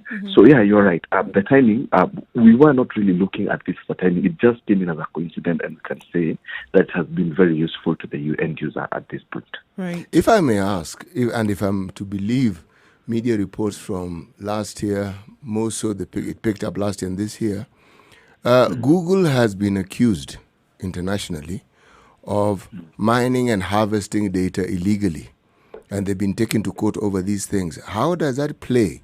Safaricom partnering with a search engine giant who have actually been taken to court on something very serious as invading people's privacy, getting information that they shouldn't be getting and using it. Well, in all honesty, I cannot actually be able to comment on behalf of Google. And obviously, I'm actually asking on behalf of Safaricom. Essentially, if we were to believe what we've been reading, then we are saying that Safaricom is getting in bed with a rogue search engine company. So I could not actually call Google a rogue search engine company. Google is actually a very reputable global business, and that's why I was saying probably if there are those kind of allegations, probably they'd be best placed to address them. But from where we sit as guys at Safaricom, we have very stringent data control information process within our business, and we do not give anyone access, be it a partner, be it whoever, we do not give access to people's personal data. That one is a guarantee I can give that we do not expose our customers' data at any conditions. So anything probably that is around the Google space, I think they probably would be best to address that. But I can give you a guarantee that. How do you support this guarantee, Martin? I mean, I've heard you say it. You're telling me it's a guarantee. Is it written somewhere? Is it something that I can get hold of and take home and keep in a safe? Well, we're actually a regulated business by the government, all right? And there are certain standards that you have to operate by, all right? And if we do not abide by those standards, we are actually at liability by the government and other regulators for us to be able to abide by those. And that's the reason why I can comfortably say that we do not risk our customers' information. Martin, I'm going to go back to the patterns that we are seeing that people are operating within, especially during COVID times, because those are the times that we find ourselves in now. What is the shift that you've seen in the consumption of data pre-COVID, we can say BC, before COVID, even 3 months before March, and how has that changed then during the time where people needed to be in contact or in touch with others and they couldn't do it physically? Well, what I can say is immediately we got into the COVID space, there was obviously an unexpected rise in the demand for data. And like I mentioned, you realize that at that point, everyone was home. All right? All of us guys who go to an office to work suddenly had to figure out how to work without going to that office. Right? So essentially, there was that increased demand for the use of data. But obviously, as the economy starts opening up and things continue loosening up, we are seeing some considerable shift back to people's normal behavior, right? Because there are different data usage patterns that you see. For instance, you will see early morning, late evenings, there is considerable use of data. During the day, that probably goes down because people are very busy with nation-building activities. And you can now realize that at this COVID time, these daytime trends I was telling you, if people go to do up and about their business, that was considerably controlled, or it was considerably reduced. And when people have time in their hand, obviously, nowadays internet has become a default way of people passing time. So, but as the economy opens up, then obviously that is going down, but not back to probably the pre-COVID, what you call BC or before COVID. But essentially, what that means is that our reality of how we live our lives is considerably shifting right now, okay? Because COVID has really opened a different way of life that we were not used to before. Most of the people are still working from their houses anyway, so they are not as much as working from the offices as they used to. All right, the kids that used to be at school during the day are not; they are still at home. And obviously, you'll start seeing some trends of some patterns changing. You do not want to go to the bank because it's not necessarily very safe, so you probably opt to do it online. You would not want to go buy something you want to go buy physically. You want it delivered to your house. So those trends are probably going to stick for a period of time because anything of this magnitude always leaves a change in behavior. Still talking about that data then. Yeah. Out of the many millions of subscribers that you have at Safaricom, how many are data subscribers? Well, I could actually not be able to. And this is mobile, not the home connection. Yeah, so I think in Kenya you'd actually look at about the 20 million space combined on how customers use data, but and that is based on the CA information that was released last quarter. So that is public information that anyone can access. So that's around the number. But what that means is that we still have some amount of distance to go in terms of covering the rest of the population, and the challenge for that actually is brought by access to smartphones. All right. Yeah, so because smartphones are not necessarily the cheapest things in the market, and you can bear me witness to that, all right?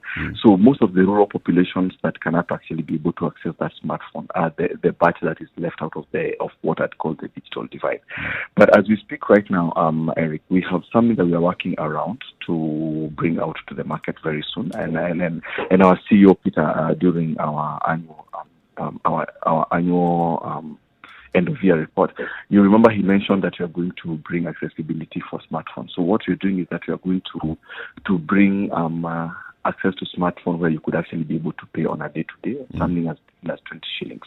All right. So what we're trying to do with that is to give access to smartphones, because data, for information, it has 3 legs. All right. Number one, you need to have a proper device for you to use it, a phone, a smartphone, for instance. Okay. Number two, you need to have a proper network. Okay. Number three, you need to have the ability to use that internet. So if any one of those is missing, then internet becomes a mirage of sorts, right? So if I have one of those Mulumkamwigi phones, I might be in the middle of CBD where the network is probably the best. You still won't use the internet, right? You won't have access to it. So my question then, actually, now that you've said that, my question was specifically to Safaricom. The number of subscribers that you have, how many have access to data?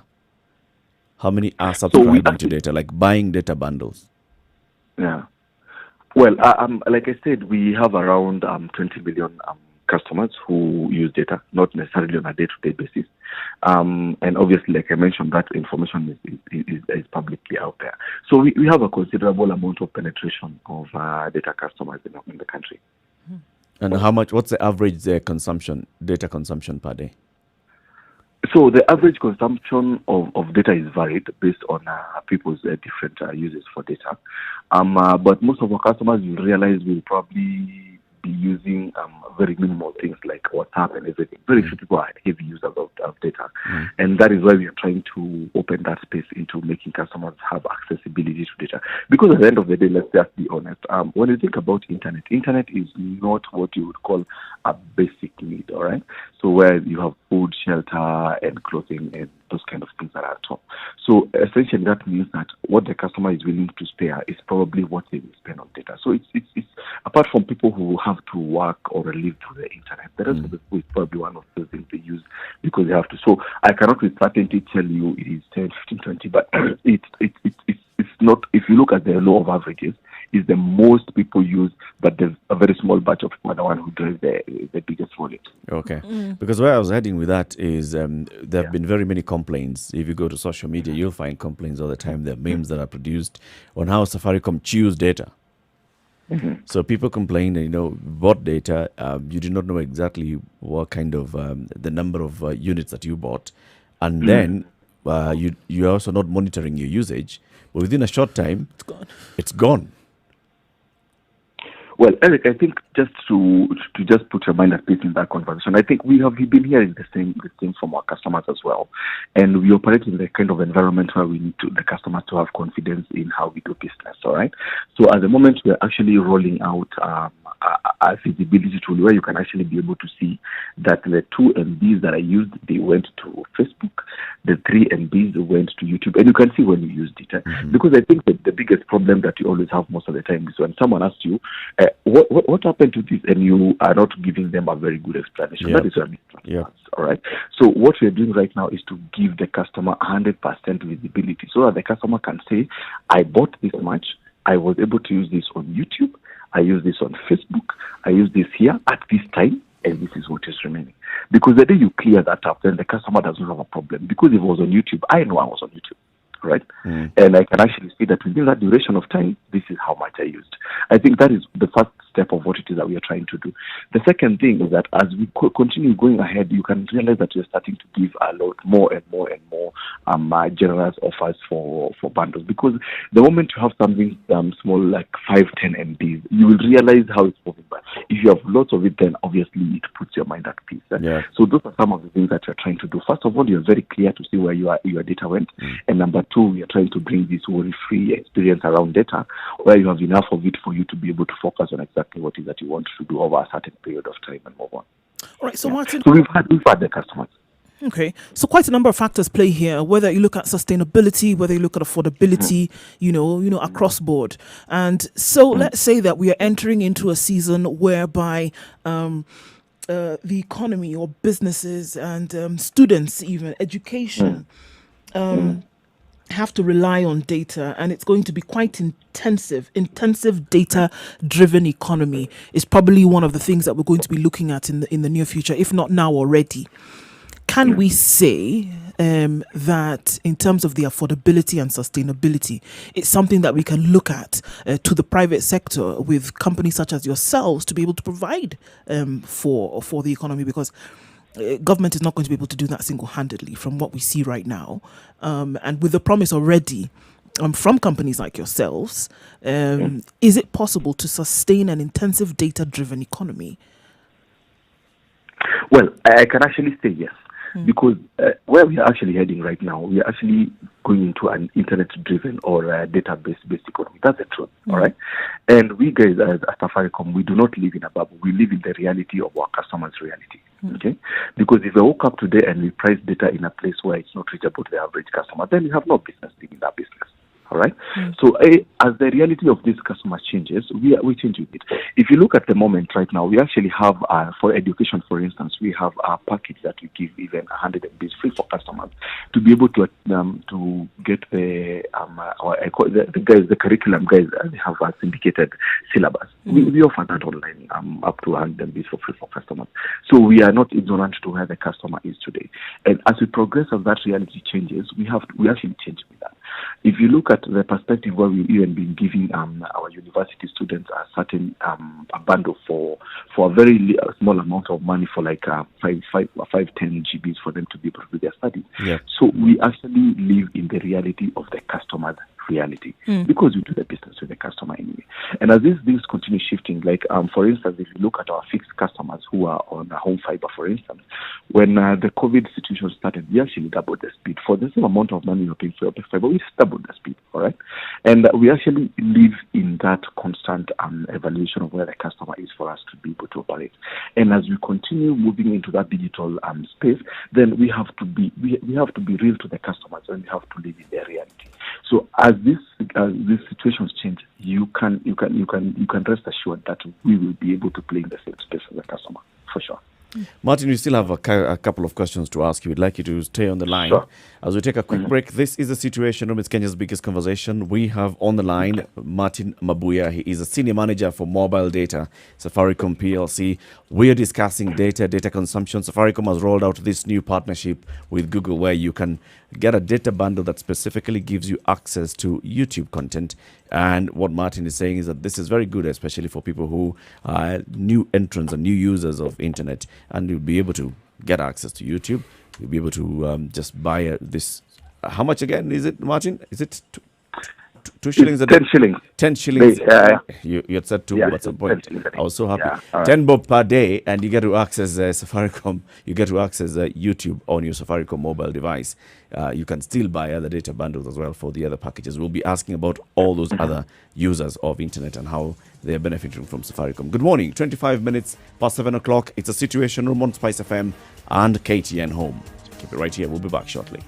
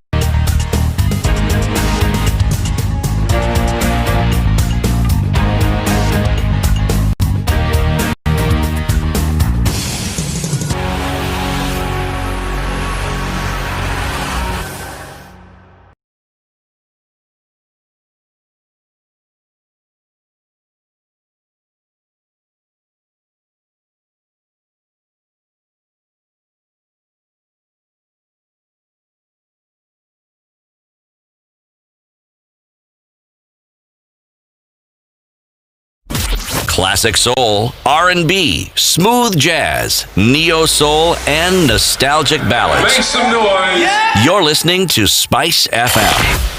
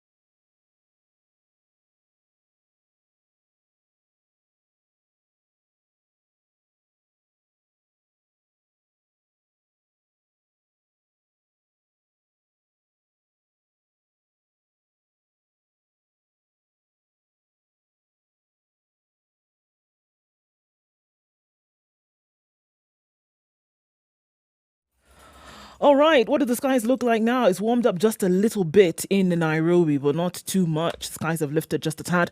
Mostly cloudy conditions at 14 degrees, likely to carry the day with highs of 23 and lows of 12. Looking into Nyeri, we're at 13 degrees. It'll be mostly cloudy today, highs of 21 and lows of 13, with rain showers forecasted for later. 14 degrees and mostly cloudy in Nakuru. It's going to be wet afternoon there as well, with highs of 21 and lows of 13. 12 degrees in Eldoret and mostly cloudy. Also promising rain later with highs of 19 and lows of 12. Kisumu today will be mostly cloudy for most parts of the day, looking at currently 20 degrees, highs of 26 and lows of 18. In Kakamega, it's mostly cloudy at 16 degrees. We'll see highs of 22 and lows of 15 with showers expected in the afternoon. In the coastal town, starting with Malindi at 25 degrees, we'll see showers beckoning quite soon, actually, highs of 28 and lows of 24. Mostly cloudy conditions in Mombasa. It'll also be rainy this morning, highs of 28 and lows of 23. Let's look out of Kenya now into Kampala, where at 18 degrees is mostly cloudy. That'll be the state for most parts of the day, with highs of 24 and lows of 17. Looking into Dar es Salaam, Tanzania, where it's partly cloudy and actually quite foggy. This morning at 23, we'll see highs of 30 and lows of 22. All right, in Joburg, it's warmed up just a tad to 6 degrees. We'll see highs of 19 and come down to a chilly low of 2 today, but with sunny conditions for most parts of the afternoon. For now, we'll wrap things up in Lagos, where clear skies at 24 degrees. Likely to be a rainy morning, mid-morning, highs of 29 and lows of 23.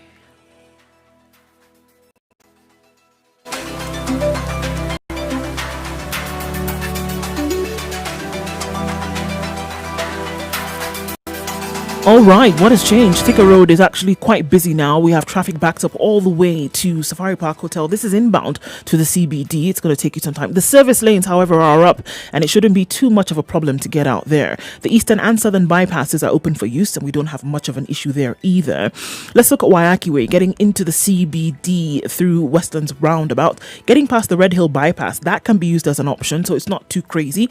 The interchange on Gong Road at Prestige has been put there to ease traffic, and it's actually helping this morning, so it's not too crazy. We're gonna look now outside of Nairobi, the Nairobi-Nakuru highway, especially from Limuru outbound. The fog is very, very heavy this morning, and also now starting with light rains, so we need to be very careful. For those of us that are applying that route, please do take it easy. Anything that you do see, let us know. Spice of MKE, that's how you can reach us on Twitter.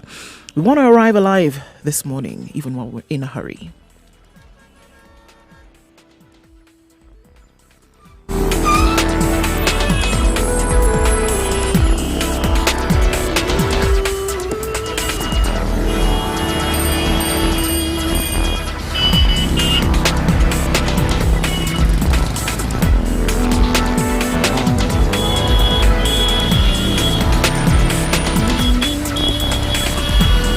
Where are you this morning, wherever you are? You can catch us on Spice FM, Malindi 97.7, Nyeri 90.9, 96.7, in Nakuru 96.4, Kisumu 102.5, Mombasa 87.9, Nairobi 94.4. The watchers are live streaming www.spicefm.co.ke on Facebook, YouTube, and Twitter. Spice of MKE. Mature, intelligent talk every morning. At Safaricom PLC, Martin Mabuya, Senior Manager for Mobile Data. He's on the line with us. We've been discussing this. They rolled out a new partnership with Google where for only 10 shillings a day, you get to access YouTube content. But this is not unlimited, Martin, is it? It's not. I mentioned that the 10 bob is actually up to 80 MBs of YouTube. But then again, when you think about it, when you look at what it is that we package our data bundles, that's probably like 4 times what you would ordinarily get a data bundle for. Okay. So for this person that you're targeting, let's say the person who's a new entrant into using internet on the phone, how many hours of continuous consumption are they likely to enjoy from this data bundle? So remember again, like I told you, this guy is a zero user. They have no idea to start with. So we actually, what we practice, like I mentioned to you, from standard definition, and that is what most of the phones can support in that market segment, you can easily be able to do about half an hour of non-stop streaming. Yeah? Okay. But then again, these things are always dependent on factors like the network quality, the device you're using. So the thing about data is that you're not able to say the phone that Eric has and the phone that my mother have, they use the data in the same way, all right? Because they have different resolutions, they have different levels of processors and such like things. But from a standard definition perspective, you should be able to give you 30 minutes of non-stop. But even if you decide to do it 10 minutes here, another 5 there, you'll still be able to get up to the end of your bundle. So what I'm thinking of is very many people are now seeking to consume church services on their mobile devices. And when I heard about this package, I thought, oh, okay, so here's a solution. Yeah. People don't need to queue up to go to church. Now with in this COVID times, they can consume church services on YouTube if the church is streaming on YouTube, and they can actually access this. But you're saying that there are some limitations. I wouldn't be able just to sit down with my high-end 4G phone and enjoy longer full services. For example, my pastor decided that today they're going to do 4 hours of service. Well, the thing is, Eric, we have a variety of offerings that we have, and I remember when we started this COVID space where we had those kind of scenarios where people couldn't physically go to church anymore. There was a lot of other things that, forget about even church, there were guys who were doing concerts online and that kind of stuff. So we actually put out bundles that were relevant for that. For instance, we've always had a plan called Giga, where you're actually able to get a GB of data for 100 bob every day. It's always been there, and it's probably one of the most popular data bundles we have out there today. We also have, you can actually get the same 20 bob. You can actually be able to get about 200 MB, which is about, it will take you for about an hour and a half, which is actually about the length of a chat service anyway. So we were actually very considerate. It's not the only plan we have out there. But the reason why we are talking about the 10 bob is because of the objective of us trying to democratize this space to people who've never had a reason to use it, to want to use it. But for you, if you want to do those 4 hours, you want to stream a concert and stuff like that, we have plans that you can actually be able to use to do that. All right, Martin. We're still, of course, looking at data, and we see that the world over, PPPs seem to work, public-private partnerships, and in times where governments may struggle or may need adequate or may need input from the private sector where things seem to be working. Now, with data and how you have seen that it can revolutionize thinking or even action anywhere, would you say that Safaricom then is placed to be able to advise or work with government across sector? Because we look at where there are struggles, health, education, across board, whereby data would be called upon to help some of the processes. Is Safaricom placed to be able to help out, to form some of these PPPs with government and see that some of these things are rolled out and working seamlessly? Well, I think we have always done that. It's not that it's something we're going to start. We've always done that, all right? If you think about it at this particular COVID time, right, Safaricom is actually working with government to make sure that customers are transacting, especially in M-Pesa, for less than 1,000 is free. But that's something we've actually put together alongside government because we are addressing a reality of the customer right now and where we are in consideration that we are going to get a hit from an economic perspective. That is one of the partnerships. A while back, we also partnered with the National Police Services where we're actually helping in terms of making sure that we have safe communities, in terms of the surveillance cameras that were out on the roads and all that stuff. So Safaricom is always open to partner with government when that comes to it, even from our foundation perspective. I'm even going a little bit deeper than that, and I'm saying look at the challenges that are being faced. As an example, look at the challenges that are being faced in the education sector today, and this is across board, from kindergarten up until university, right? And at the very center of all of this could be a data solution whereby teaching cannot take place right now remotely because of inaccessibility to certain things. Could there be an advisory role or an input role here that could be played to help out? A direct example here, Martin. Kenyatta University has even placed adverts in their dailies today saying that all students, it's mandatory for all students in all modes of study who do not own laptops to ensure that they acquire them for online learning, because they are now going to offer blended learning, face-to-face and online mode of learning and teaching. Yeah. So you're talking about all the students at KU who now are being told by the university, you know what, you must have a laptop. That means you must have access to data. Mm-hmm. Well, like I mentioned a while earlier when we were having the conversation around education, we have partnered even with universities to give them a special bundle for their students. So we are always open to having these conversations as well. And like I mentioned again, we have an education plan that is available for our primary and secondary, especially if you have a candidate for okay, we realize that the exams are not going to happen this year, but we've already put that out there. So the basis I'm trying to say is that we are always open to partner with government and other institutions for us to be able to deliver value to our customers and to the public at large, all right? So essentially, when that opportunity arises, you can count Safaricom to be first on the table to raise up the hand and say, we are able to help, we're able to partner, and we're able to engage. Yeah. Is there any company in this country that does what you do who are as huge and have as large an outreach as yours? In what aspects? In all aspects. From a telco or all aspects. I'm including everything that Internet you people and do. data. Yes. I think it's a fact of there that Safaricom is probably one of the biggest companies in East and Central Africa, and we engage in the public in a lot of other things in the market. From our data, voice, and data. We have fixed services. We are what we call an integrated services company, but I don't think there is anyone who's bigger in this country than Safaricom, even from a capitalization perspective. Okay, if then that is the reality, and you have reached in the furthest corners of this particular country, and right now the big challenge we seem to have with education seems to be one of using modern technology, which you people actually have a great handle on to ensure that, say, learning takes place. Every so often I read of offers you make on phones, sometimes on computers. So when you talk of partnerships with the government, does Safaricom have something similar where, for instance, laptops, a tool that is required by, say, university students, can be acquired with your help, paid using a certain mode of payment that is acceptable and easy on the parents and the students? Because bundles alone will not do it. And it's not as though each and every student needs your help, but those who do. Such a partnership, is it possible?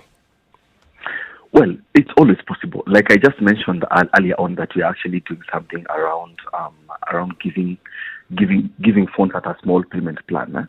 So if we are doing that, then I don't see why that would be a problem. But if that conversation comes on the table, we would always be more than happy to take it up.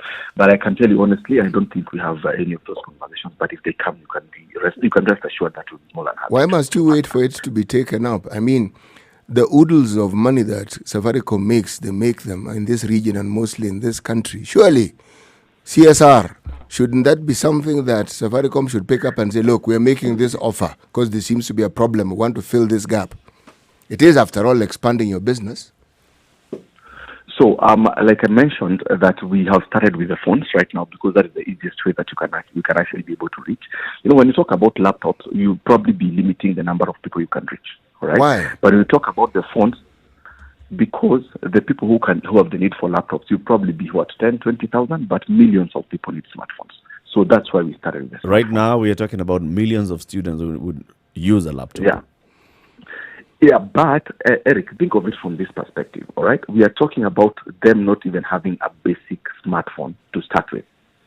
Okay? Yeah. So if you're talking about being able to access other things, like even being able to communicate over and above just being able to access that education, with a smartphone, you can actually be able to access that education. You can be able to log into those classes.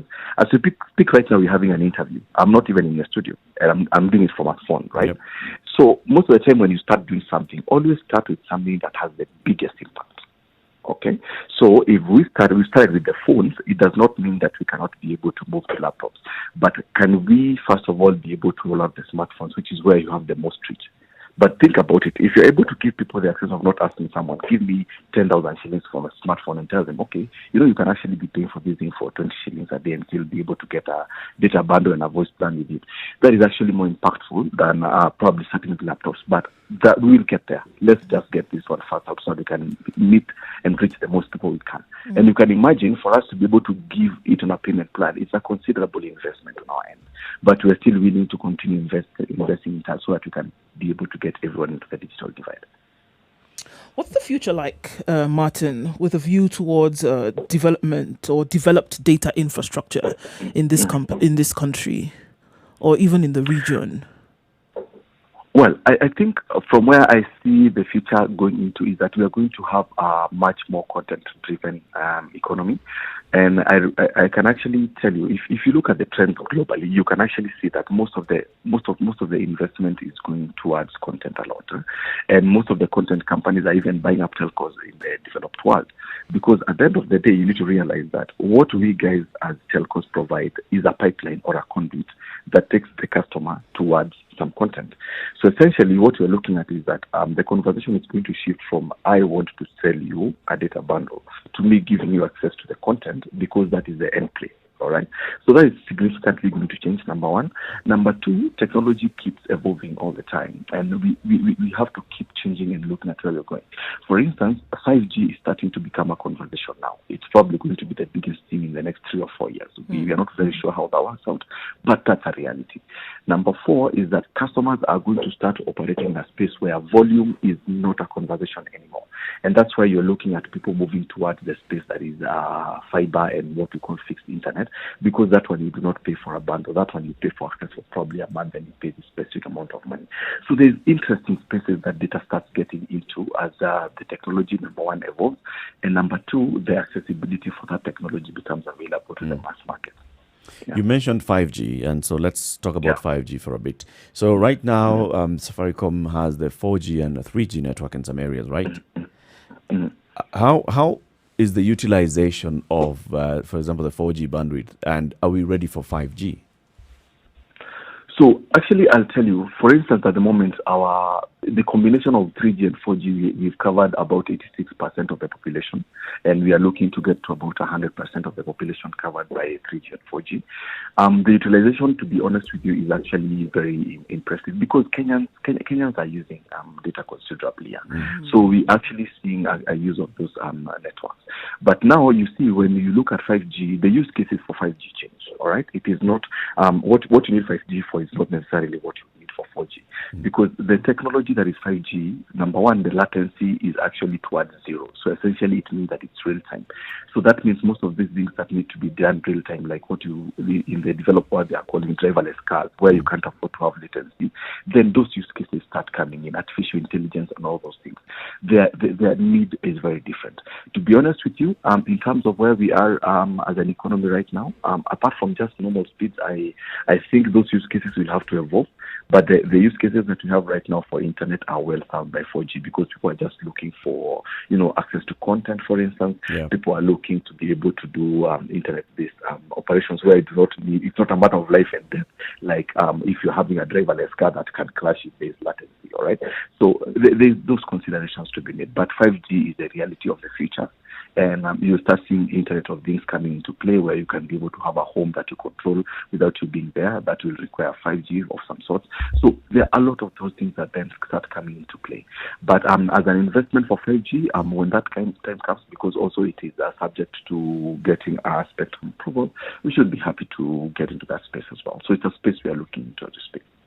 Still have about 5 minutes of a conversation with Martin Mabuya. He's a senior manager for mobile data at Safaricom. We are discussing mobile data and what Safaricom is doing and the kind of offers that Safaricom has.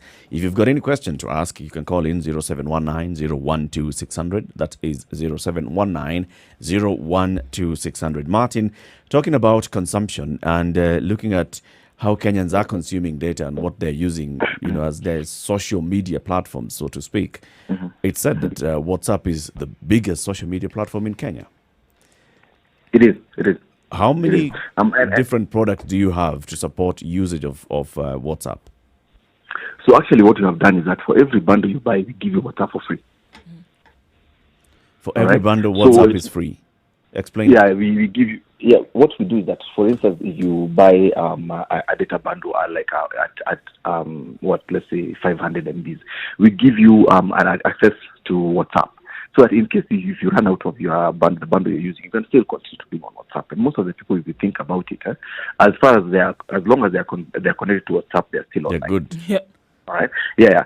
So if our plans come with a free WhatsApp access with them, and actually because of the same insight that we said, that sometimes you run out of data, but most of our lives, let's just be honest, run on WhatsApp. I've Yeah. actually been noticing And, that. So sometimes yeah. phone is telling me that I cannot access my browser. You are Facebook or whatever, but Yeah, WhatsApp is but still WhatsApp is still it's active. because of the free WhatsApp that we give you. Does it run unlimited? No, actually, we give you to a certain limit of the bundle that you buy. But the purpose of that thing is to keep you going when your data bundle runs out. Okay.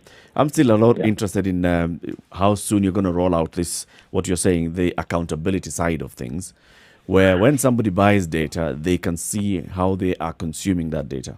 Yeah. Like towards No, the that thing is actually ready. We are testing it right now. So in a couple of months, it should be out in the public. Without a shadow of a doubt, the innovations that Safaricom has made and the strides that they have endeavored to ensure that the efforts actually benefit the citizenry are exemplary. There's no question about it. But there is a great deal more that Safaricom could do. You do have something called Safaricom Foundation, isn't it? Yes, we do. What does it do exactly? So Safaricom Foundation's job is to support the community. So we have a whole bunch of projects, water projects, hospitals, schools. We actually support our especially in the marginal areas. And our biggest focus is around water, education, and health. So those are the biggest things that we actually invest in. We have a whole lot of projects that we support. And what people do is that you actually come and tell us that we have this community project that we want to do, and we support those projects. And it's not just Safaricom Foundation. We also have a foundation called M-Pesa Foundation. So there are two of them. So the M-Pesa Foundation, number one, we have a school that supports underprivileged kids who are actually bright kids that need support. So we do that, and we also support a whole bunch of projects. If you go to our site, I think you can see a whole breakdown of the side of the projects that we support, and there are a lot of them.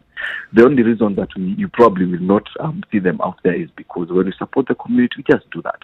So we don't use that for publicity. We just support the community. As I said, it is, it's not just commendable, it's laudable, it's excellent. However, may I suggest that instead of waiting for people to come to you in these extraordinary times, that you also keep an ear out for things that need your help, and you jump to it instead of waiting for people to actually come to you to seek. Because some people may not even be in a position to bring their problems to you. So most of the time, we actually get those things from the general community, like even the what I'd call the public administration of such areas. But your point is well noted, that we can actually be able to see things, and we actually do that a lot. Like even in the COVID time, you can see that we actually giving out PPEs. We supported government directly in terms of giving money that was going to help communities that are at risk. So we do a lot of that, and by the way, any person out there who thinks that there's a project that they need us to support, we are more than happy to support. But when we see causes that are actually out there that need support, we always jump on them, to be honest. Thank you very much, Martin, for speaking to us today. I'd like to give you just this one more minute so you can speak to Kenyans and tell them what you'd like as Safaricom, what you'd like Kenyans to know. Well, I think for me, the one thing I'd actually to put out there is that we are always listening to what our customers have to say and the public at large. And this company is actually founded around the community because it's actually a Kenyan brand, and we've actually grown with Kenyans, and we know we are going to have to continue to grow with Kenyans, and we are also very grateful of the support that our customers have given us over time, and we commit to continue being relevant and being honest and transparent and honest for you as our customers. Thank you. Asante sana. Thank you very much. Martin Mabuya is a senior manager for mobile data at Safaricom PLC. He's been speaking to us about what kind of innovative ideas they're coming up with at Safaricom. This is a situation room. It's Kenya's biggest conversation. My name is Eric Latif. We have in the room CT Muga and Nduoko. We are taking a short break on Spice FM and KTN Home. We'll be back shortly. Good morning.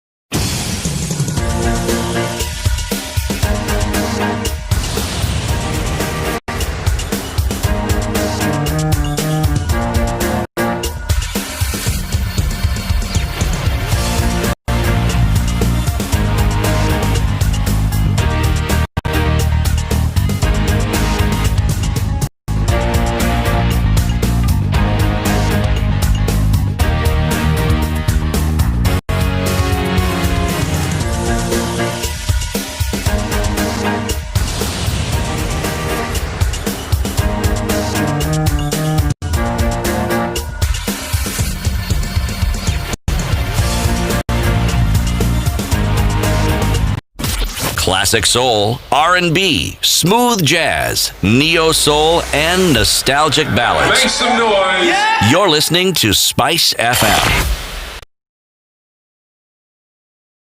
It's 5 minutes to 8 o'clock. The Situation Room. The conversation continues. Well, the issue of data and affordability. And I like what Martin said about the future, basically, is where everybody is just going to be using data, will become part of our daily life, right? And so accessing data should not be an issue that becomes a conversation of volumes. It becomes a conversation of, I have it. I have paid for it. I have access to it. The issue of I have paid for it, it's running out, should not really be a conversation. I also think that companies that are going to be winning and stay winning in the coming future are those that actually lend their hand to the situation that's taking place in the country at the time. I think it'll be companies that decide to make an effort to say, okay, these are the problems that could be faced. It's obvious that government is not able to do it on their own. And this is the one that we're going to select and decide to run with. I think those are the companies coming in the future that are going to be and stay winning. You know, when you're a business entity like, say, Safaricom, even what appears like CSR essentially is planting seeds for future business benefits. Absolutely. Yes. So chalk it under marketing, chalk it under innovation, chalk it under whatever CSR. it is. That yes, but at the end of the day, that product ends up being known by people who ordinarily would not know it and who in the future will consume it, because any business entity that wants to stay relevant has to focus on the future. Yes. I mean, if you want to look at, examples, the world is replete with them. Look at huge telcos in other parts of the world that have now become synonymous with things like football. When you want to look at the O2 Arena and things like that, telcos. Looking at the trends that the world is taking and the direction in which they're going into the future, and then being able to piggyback on them. Exactly. It's not about, you can call it whatever you want to call it, but at the end of the day, it's more business for you as an organization, but at the same time, it's global recognition. In fact, if you look at countries that are very populous, one of the things that these telcos have done, they've ensured that their costs are really affordable. So they charge you in cents. Or zero. Yeah. But they know where they make their money. Yes, exactly. Exactly. And like you said, it's about content. The big content companies are now actually buying up telcos. Right. So it's what are you doing with the data that you have? So when they're you're buying a consuming platform. That's it. They're taking up a platform that they can now use for the content which they know is the eye for consumers. Yep. Yeah. It's the way of the future. Keep it right here. This Situation Room, the conversation continues. In the next hour, we will ask, are hospitals getting scared of COVID-19? We've seen very many reports on social media, even in the media, of people who are complaining that they went to a hospital, they were turned back, they were turned away. They were exhibiting symptoms that appeared to be for COVID-19, and the healthcare workers there were basically turning them away, not wanting to deal with them. As we come to the top of the hour, CT, today's proverb. Today's proverb falls in that category of proverbs that are referred to as African proverbs, okay? When a needle falls into a deep well, many people will look into the well, but few will be ready to go down after it. Say it again. When a needle falls into a deep well, many people will look into the well, but few will be ready to go down after it. Okay. So where are they looking? You want to see where things went now. Whether you're ready to go and save it You is a want to totally take the different risk. question. Exactly. Okay. Is it because of the size of the needle? Because of the use of the needle?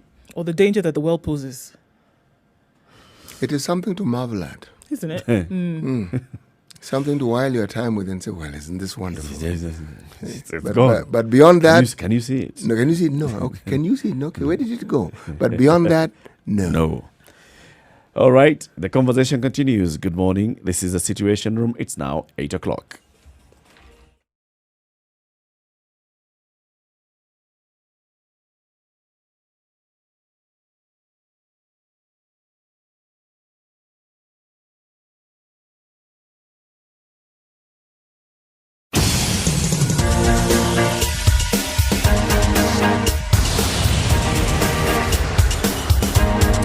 All right, so the issue this morning seems to be the fog in several parts of the city. We're looking at Mombasa Road. We're also looking at the outskirts of the Nairobi metropolitan area. And as you head towards Nakuru through Limuru and in certain parts of Naivasha, the fog is still very low. And then we do have showers in those areas as well. So now the thing is, people are going to move slower because of this. So this is going to affect traffic. So if you're stuck, not necessarily that something has happened, but people are moving slower because of this.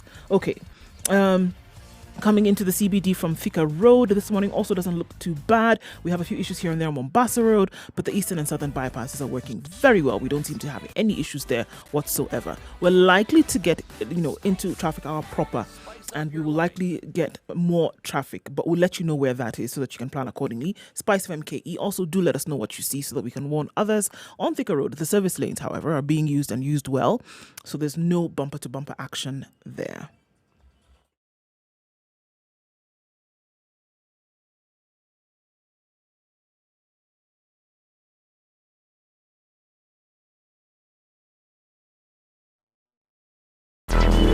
Traffic.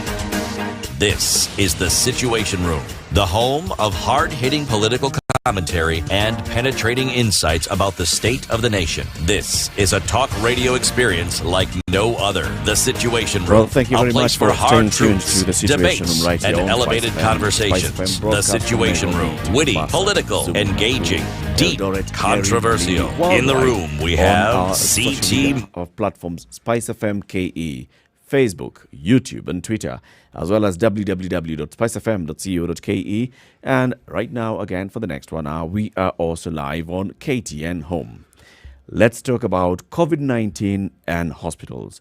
A story on page 5 of the Standard this morning. Hospitals told not to turn away patients.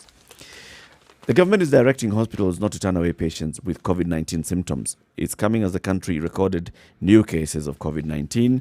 During the daily update yesterday, the Health Chief Administrative Secretary, Dr. Rashid Aman, said every facility should be ready to handle COVID-19 cases. Every facility should be ready to handle COVID-19 cases. This is what the government is saying, and is regretting that hospitals are turning away patients with COVID-19 symptoms. From where we sit as a ministry, this is likely like any other disease, and we'd like to fight any move that would lead to this disease being stigmatized. Aman is, however, saying due to unfamiliarity with the illness, some institutions might fear admitting such patients. Institutions must be prepared for the reality that we have, that community transmission of COVID-19 is here. This means that we will get people with symptoms, and we should treat them just like we will treat any other person who will come with any other disease at any other time. This goes with a story that's a headline of The Star, for example, this morning. I was dying with COVID. No hospital wanted me. It's telling the story of a gentleman called Robert Karaoke, who says around June 26th, it was a Friday, he was rained on while he was going home to Kiambu. On Monday, he felt very cold and also developed a small cough, took antibiotics, but the cough persisted. It was dry and irritating, and he felt like he was choking, right? Falling short of breath. This 36-year-old man went to a hospital. He says he was not even used to allow the toilets of one facility. He was quickly ushered out of the gate, and he was struggled for 48 hours, begging different hospitals in Nairobi to admit him. 2 others rejected him, and time and breath were running out. Direct story of somebody who says, presented himself. He has, what does he say? He has medical insurance, which is to the tune of 500,000 shillings. Mm-hmm. But that was not the issue. He presented himself. He said, I have this dry cough. I'm running short of breath. He had a temperature of 38 degrees. That alone was, okay, no, sorry, we cannot admit you here. 48 hours trying to go to different facilities, was not admitted. This is not unique. We have heard other stories. We've seen other stories on social media where people are saying that they've gone to a hospital and they're told, you know what, you need 650,000 shillings deposit so we can admit you. Basically just putting up a barrier. So you cannot access our facility. What's happening? Well, by the time you hear the CAS saying that that hospitals should be ready, then there's an intonation that hospitals are clearly not ready.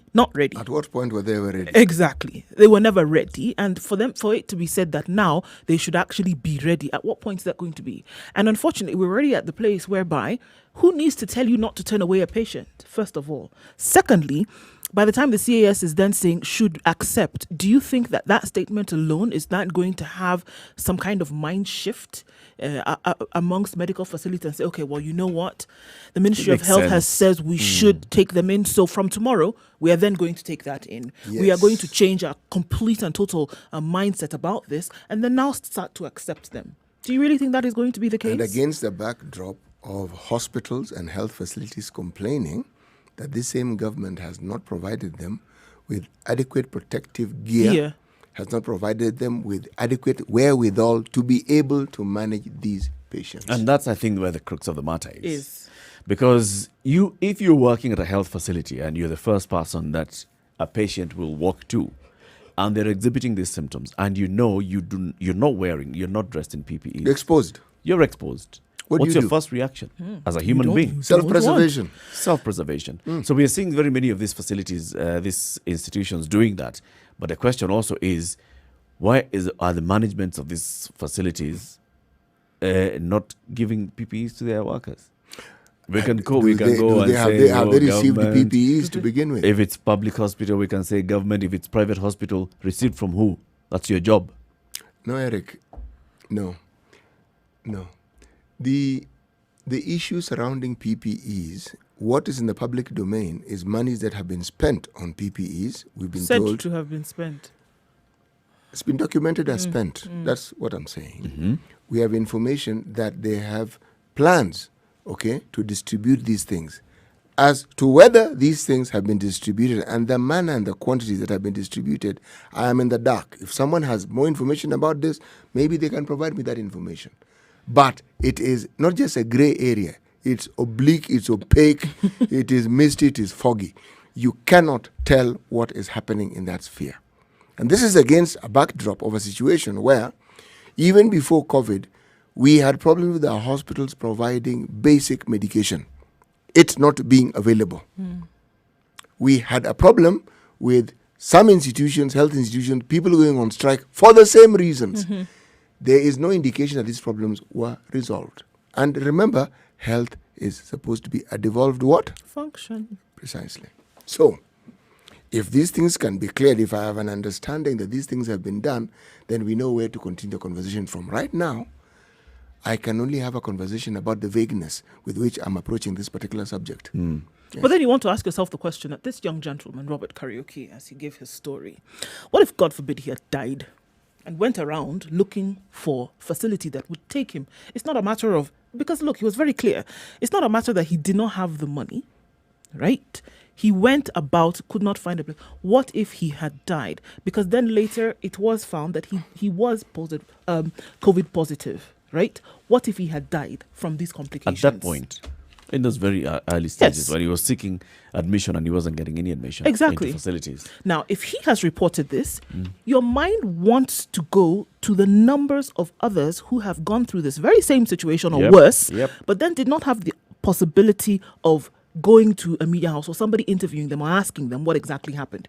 How many more people are being turned away? How many more people who may have the wherewithal to go and get medical attention are not getting it for this very same reason? The truth is that people are afraid. We may want to think that medical or health workers are some kind of angelic being that have descended from heaven, but they're human beings as well. So the fear is real.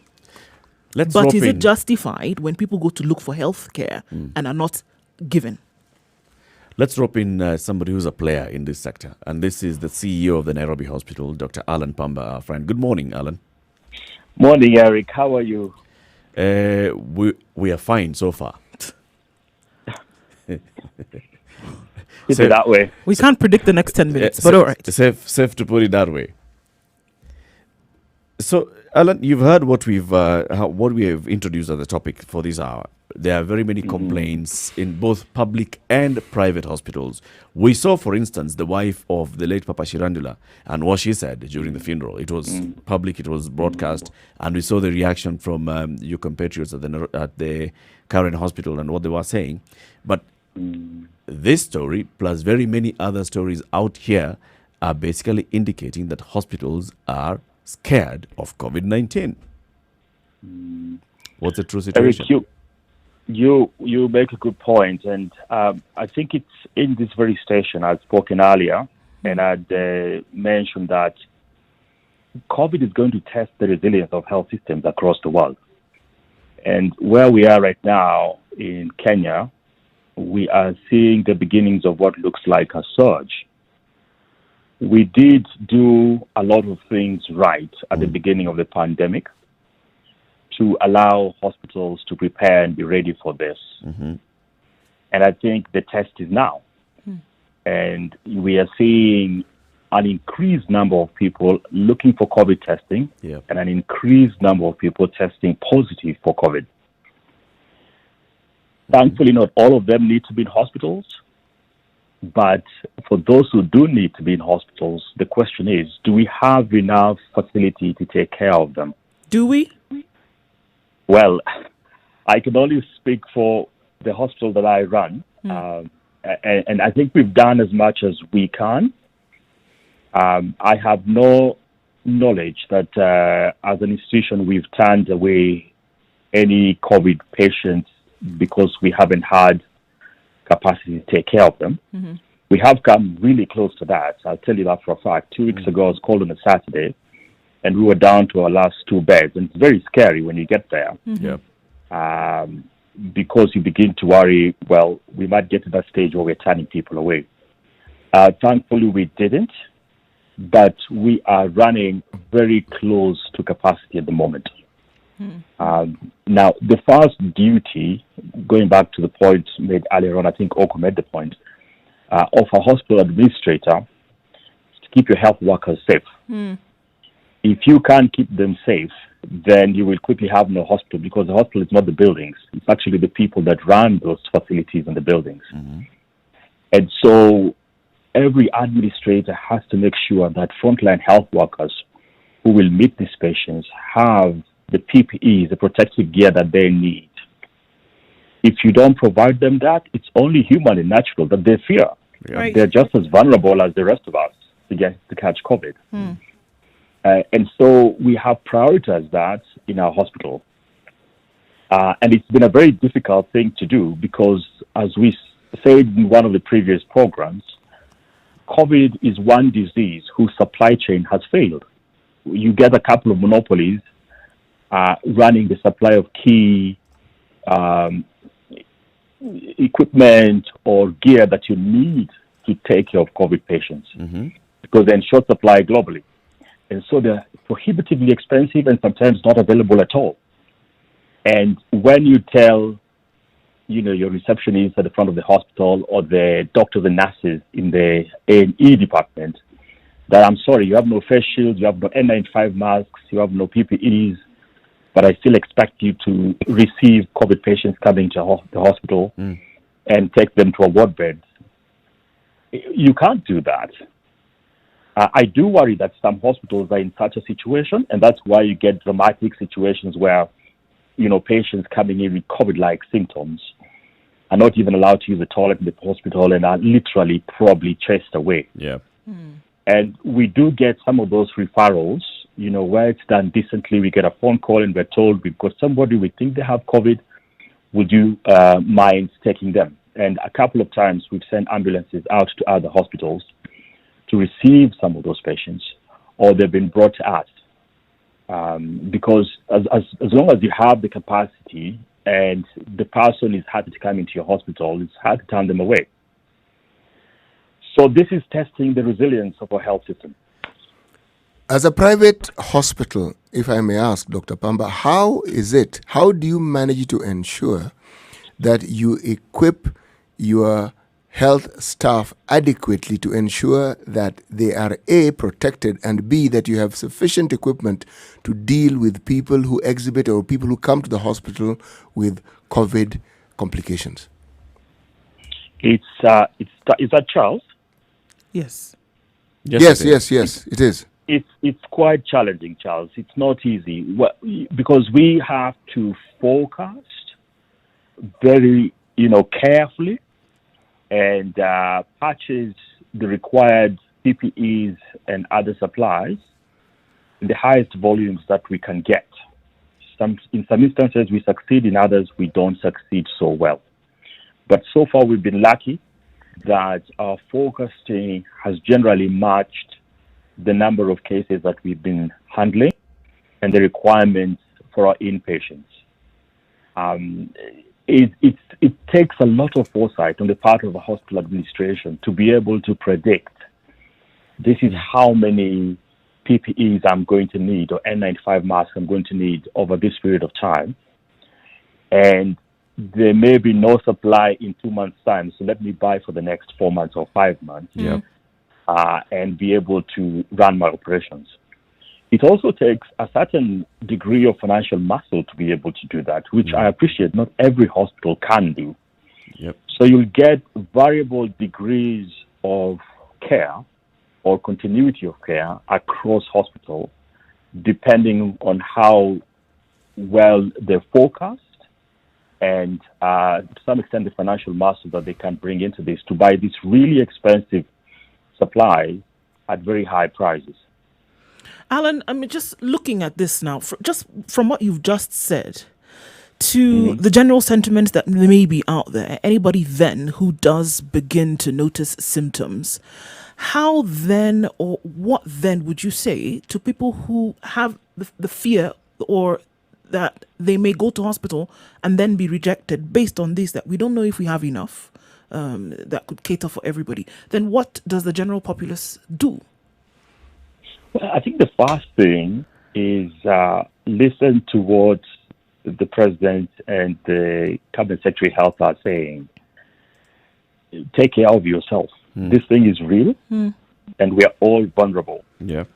And there's no telling whether I will need to go to hospital or not, just purely based on my age. Yes, it's true, younger people are less likely to develop severe symptoms. But we've seen everything from a 1-year-old to a 36-year-old to a 99-year-old coming to hospital and unfortunately sometimes succumbing to COVID. Right. So I think the first thing is we all need to be vigilant. Let's not lower our guard. Even when the government tries to release the lockdown to help the economy run, it doesn't mean that things are good and I can now take off my mask or stop social distancing and drink through the night. Doesn't mean that at all. We are still very vulnerable. And we ought to take care.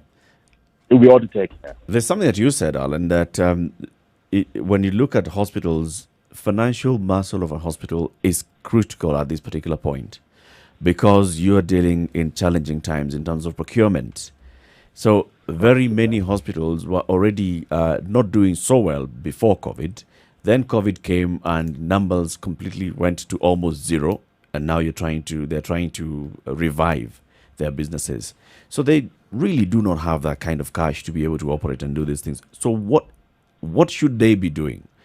It's a reality. COVID is there. The second reality is that patients are likely to walk to those facilities exhibiting COVID-19 symptoms, others exhibiting other symptoms that are not for COVID-19 and seeking healthcare for other ailments. You're right, Eric. It's very hard for hospitals because we've gone through a dip.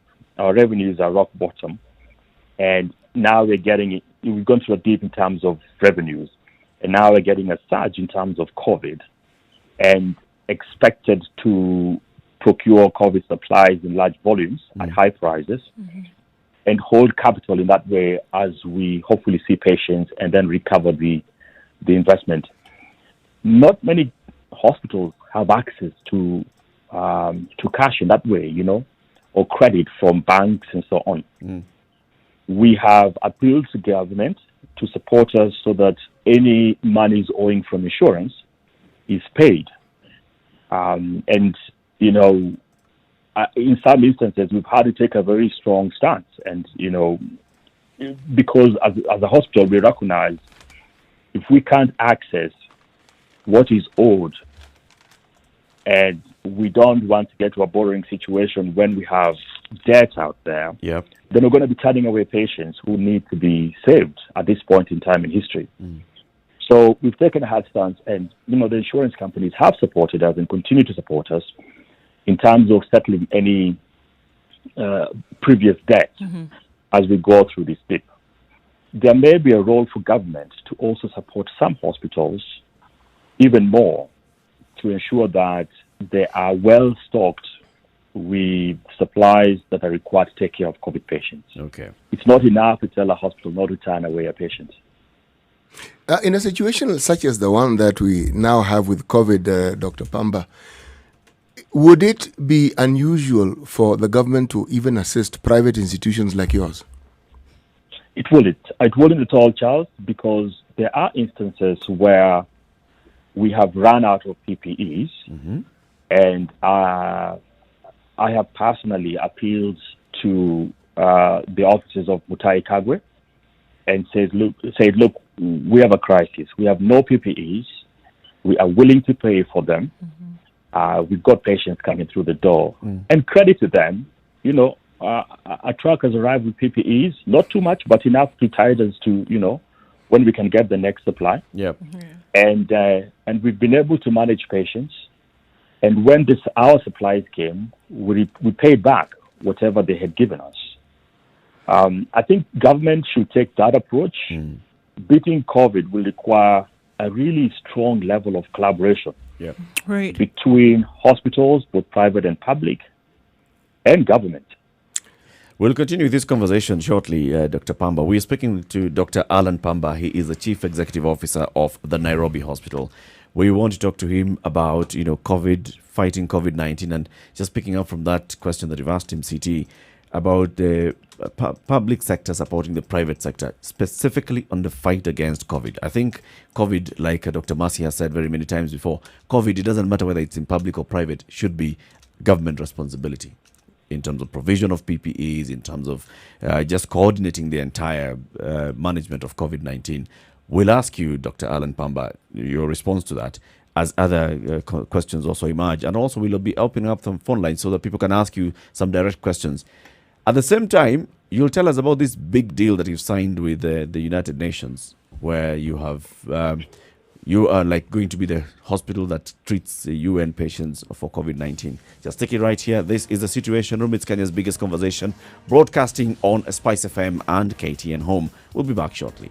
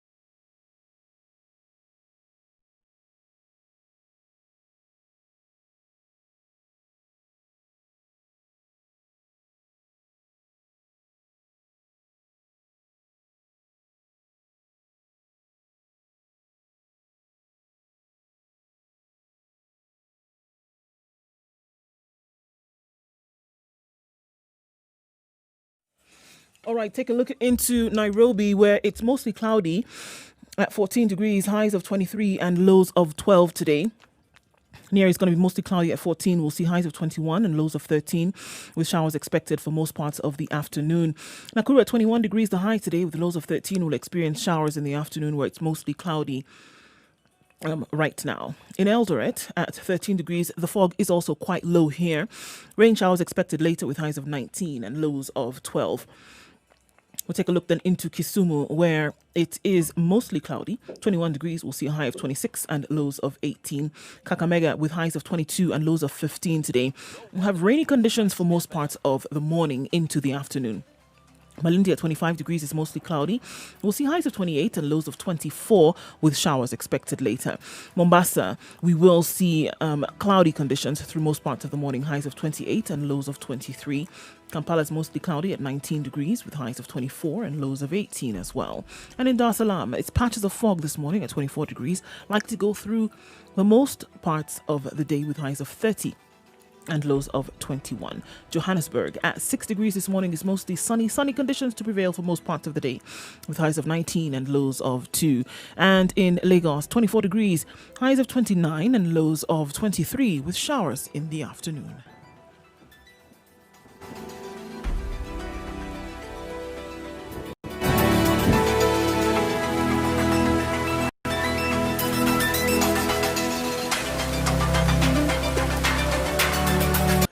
All right, still an easy time on Ngong Road this morning. It's easy traffic all the way to the city mortuary roundabout. Not so much the case on Mombasa Road, unfortunately. It's bumper to bumper, stretching from the Gateway Mall all the way to Cabanas, and it's not moving as such. There are police in certain parts of the road, but it's still going to take you some time to get through this traffic. We are right in the middle of traffic hour. It's moving very well between Namanga Road and Kitengela. However, once you get on the Greater Mombasa Road, you're going to get stuck just a little bit. Wangige this morning is a no-go zone. There's a 4-car accident there and the road has been closed. So if you are heading into that area, you're going to have to be diverted. Or if you are trying to leave, you have to use an alternate route to get out because police are on the scene trying to sort an absolute mess out. Thika Road, also a bit of a hold up as you're getting into the CBD. We'll take a look at what's happening in different parts in a short while. Let us know what you see. Remember, SpiceFMKE on Twitter.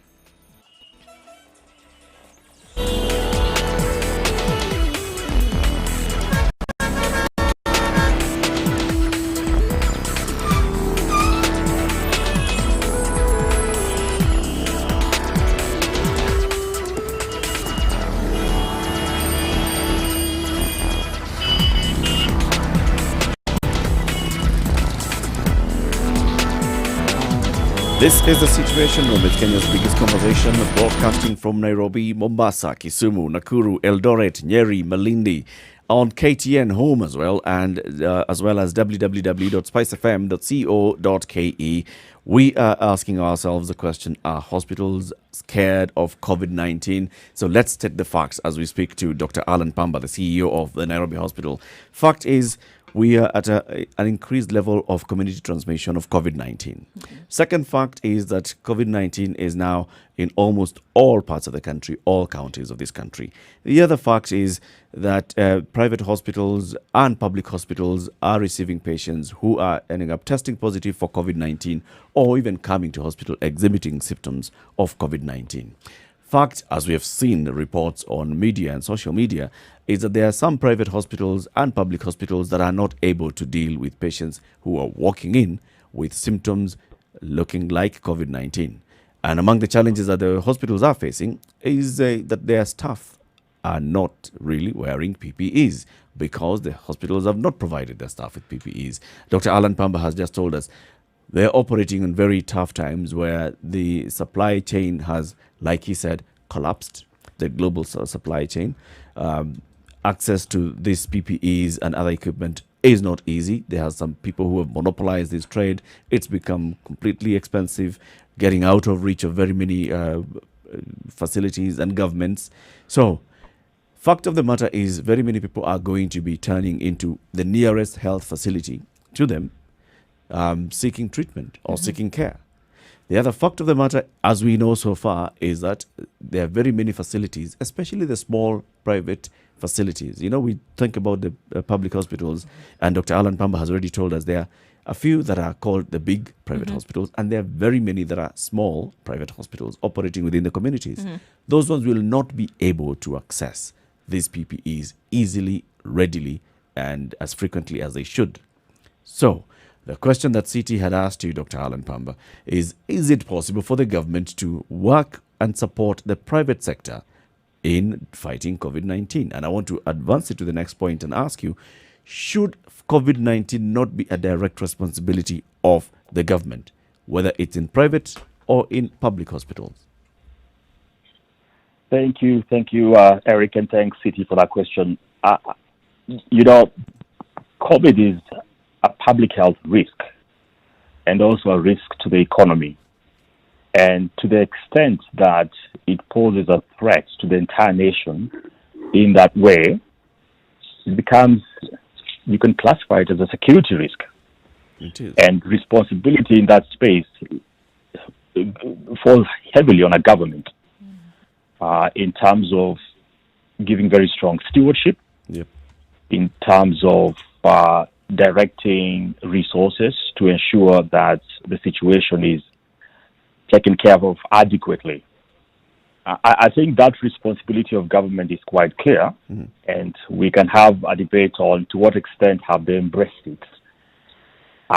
What is absolutely key is the need for collaboration across private, public sector, and all the players involved.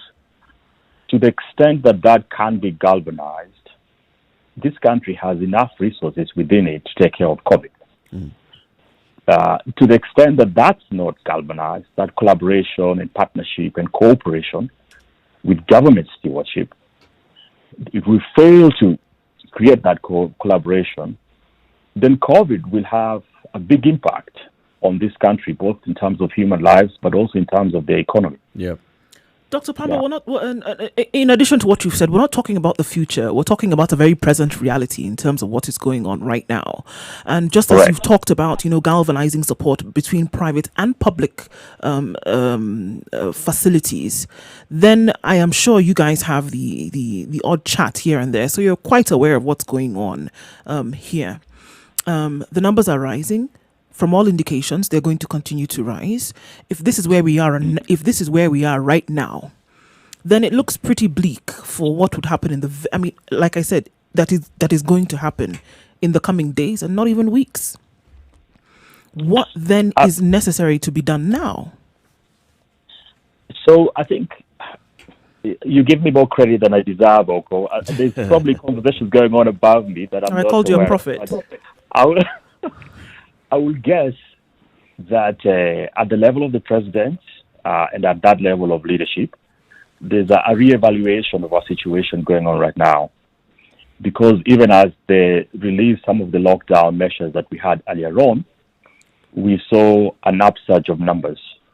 And unfortunately, some of the headlines we've seen recently, including by leaders who should know better, are suggesting that the country has lowered its guard and might drive itself in the wrong direction. So I will not be surprised if the government comes back to us with more drastic measures to contain community transmission of this virus. Primarily because if you look at county level, yes, we pushed every county to have 300 beds, in terms of capacity and other things. But do they have everything that they will need if they did truly have a big surge within each county? And your guess to the answer to that question is as good as mine.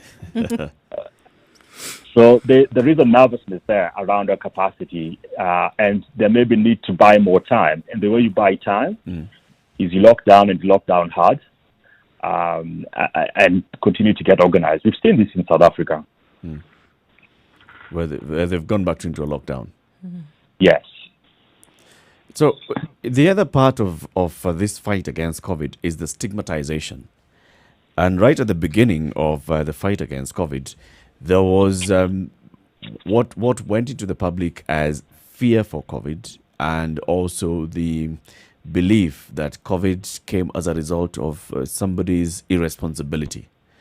The statements being made by senior government officials that, if you're arrested beyond curfew hours, then you're likely to have contracted COVID, so we're going to take you straight into quarantine or isolation until we test you. and the treatment of that, plus the fact that you had to pay for yourself quarantine and isolation. Now, let's come into this now where in private facilities, insurance is not catering for the treatment for COVID, so people have got to pay out of pocket. In public facilities, we are seeing that the number of hospital beds available are reducing, and that's why people are spending time crossing from one facility to another because they are looking for available bed space. That brings in the other issue of cost. How do we deal with this cost? Because cost is also likely to become a barrier for people seeking treatment for COVID.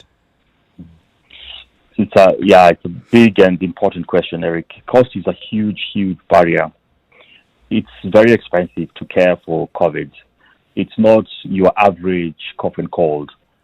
When you come in to the hospital with COVID, literally everyone that attends you needs to have some kind of protective gear. And you end up paying for that. From the doctor who receives you in A&E, the nurse who cares for you, takes you to your hospital bed, and everyone who will care for you through your 14 or so days stay there, right down to the cleaner. They all have to be in PPEs. And this gear is super expensive, and patients get shocked when they get their bill after, recovering. What's the average bill? And like at your facility? I can't tell you off the top of my head. Okay. I'd have to check that, but I do know that it is expensive. And this takes me back to the message we had at the beginning. Prevention is so much better than cure here. People do get tired of social distancing, of wearing masks, of washing their hands and so on. Don't get tired now. So for all avoidance of doubt, and it seems that, unfortunately, some things have to be repetitive. So are we saying that the high numbers that we're seeing of people who are presenting themselves to hospital could actually be lower if individuals do what they need to do by protecting themselves? Correct. Correct. There's a simple epidemiology principle. I'll be a little bit jargonistic here, but bear with me, called R0. So R0 is basically the number of cases you transmit COVID to when you get it. And if I get COVID now, if no one was taking care of anything, I'd probably transmit it to 8 people before I recovered, or 10 people. When you put in place all these interventions that we're doing, you reduce R0 to probably 4. So you slow the transmission. Okay. If you want to kill the transmission, R0 has to be 1 or less. So every one case transmits only to one other, or to none. Okay. And then you really control. So everything we are doing is about reducing this R0 number. And if we were effective in reducing R0, then the hospitals see fewer cases. And it's just down to social distancing, hand washing, all those things that we already know. Back to the issue of cost. How much lower would the cost come for you, for example, if the government worked with you, said the government is the one that's providing the PPEs for all your staff, and the government is, taking care of that side of treatment. So where you are also just charging the government for the basic bed and the basic food and the others that the other hospitality that you offer to a patient. I'm driving to the point here where I'm saying that somebody comes to the Nairobi hospital, someone goes to the Aga Khan, someone goes to Avenue, or whichever hospital, as long as they're undergoing treatment for COVID-19, it's a government cost. How much lower would it become? I think we'd see it come down by about 80% or thereabouts. It's huge because a lot of the cost goes into your PPEs and those sorts of supplies that I talked about, which are very expensive now. And the wisdom in what you're suggesting, Eric, is it is possible, in my view, to come up with probably a standard COVID cost in every hospital that goes to the patient, and everything else the government takes care of. So that when you come, you know that this is what I'm going to pay because the government has paid for my PPEs, all my supplies and so on in a particular facility. And of course, it would be a huge investment on the part of the government, but I think it's a worthwhile investment because, as we say, this is a national security issue. Right. Was there a whiff of a suggestion in that direction at any one point in time? Not that I've been aware of, Oko. Yeah. Okay. We're going to take some questions for you, Dr. Alan Pamba. 0719-012-600. Anybody, if you'd like to ask Dr. Alan Pamba, the Nairobi CEO, the Nairobi Hospital CEO, any questions? That's another CEO. The Nairobi CEO of hospital. I haven't qualified for that yet, Eric. You haven't gotten there yet. So as we as we wait for the questions to come in, tell us about this 1 billion shilling COVID center that you're going to be building for the United Nations. It's very opportune, Eric. I'm very excited about it. The Of whole course, you thing. would be. It's 1 billion shilling. Yeah. I'd be excited about 1 billion shillings. The whole thing was very opportune. So the UN have 20,000 staff and families based in Nairobi, equally impacted by COVID as we all are. Yep. Many of those are away from their original homes, on duty to serve humanity in different capacities. If you think about all the UN agencies we host in Nairobi. So they approached governments and they were concerned that if the patients or the subjects got COVID, they were not clear what the policies should be in terms of where they go. And the concern they had was they have a large population of people in our country, and they're acutely aware that our country has restrained capacity to take care of COVID. Yep. And in its wisdom, the government indicated that they should look at setting up a partnership where they will expand COVID care capacity. That way, if they needed to have UN subjects taken care of, it's not putting a strain on the capacity that Kenya has. So I'm reliably informed they spoke to a number of potential partners, including us, and we were able to forge a win-win idea between us. And essentially, between us, what we're doing is we're putting a 150-bed COVID facility, complete with a theater, laboratory diagnostics, and what is called extracorporeal membrane oxygenation, ECMO, which is a very high we level. know exactly what that is. It's the first thing. That sounds like 500 million shillings. What? Yeah. I'm so proud of it. It's the first in the region. So it's also breaking technology barriers for us as a region, thanks to this partnership. It's a very high level of life support, that will now be unique to our facility. We're going to do this in 6 to 8 weeks. In 8 weeks' time, I'm hoping that we have patients in that facility. It's being built in our old nursing school. It's separate from the Nairobi hospital. Okay. I'm excited about that because COVID care will be completely separated from the hospital at that point in time, because we still continue to take care of our regular patients. Are you going to be able to take care of other COVID patients? Let's call them the Kenyan COVID patients, not the UN. Of course we are. Of course, Eric, we are. In And the this same is the facility beauty that of you're the building? partnership. Exactly the same facility. That facility is an extension of the Nairobi hospital. If you come to the Nairobi hospital requiring COVID care, that is where we will take you regardless of your nationality. Okay. The advantage for the UN is they have a designated facility where they don't need to think. They come straight there if they have patients who have COVID. Taking questions for Dr. Alan Pamba, the Nairobi Hospital CEO, 0719-012-600. Also on social media, you can post your questions at SpiceFMKE, Facebook, and YouTube and Instagram, and Twitter as well.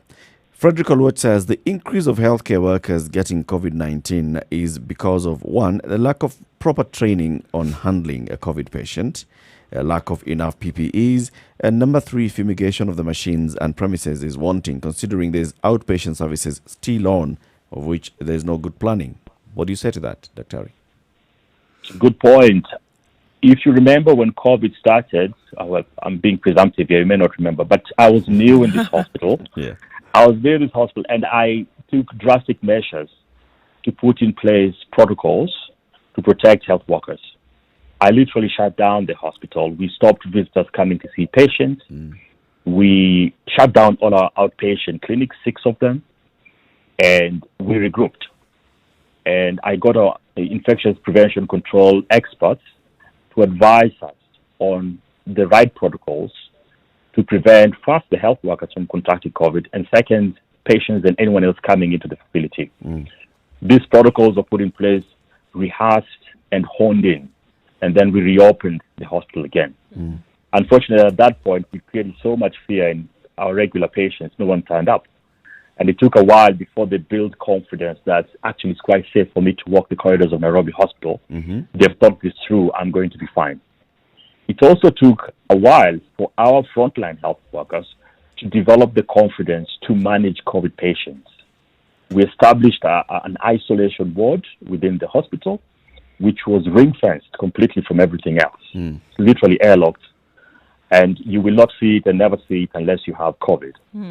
And we have health workers and support staff, cleaners, people who bring food, etc., who had been trained to be able to get into this space and get out of it safely. They were very nervous at the beginning, but right now they are super confident, and it's so nice to see how, they care for our patients in that space. So that preparation is important. Okay. David Neto says stigmatization is an issue, and it's really affecting patients, which is not a good thing. And this is basically going from the story that people are turning up at hospitals and being turned away. This entrenches stigmatization for COVID-19. Yes, I agree, Eric. It's not ideal. What hospitals need to do is make sure that the front office staff, the first responders, the people at the front of the hospital who receive these patients, are well trained and are confident and feel safe. If they feel safe, they'll be confident, which means that they have PPEs, are protected, and so on, so that when that patient turns up, they're calm and they're able to explain to the patient the required protocols in a calm way. If they're not confident, they panic, and their reaction makes the patient panic and people around the patient panic. And there begins the stigma on subjects who either have COVID or might are suspected to have COVID.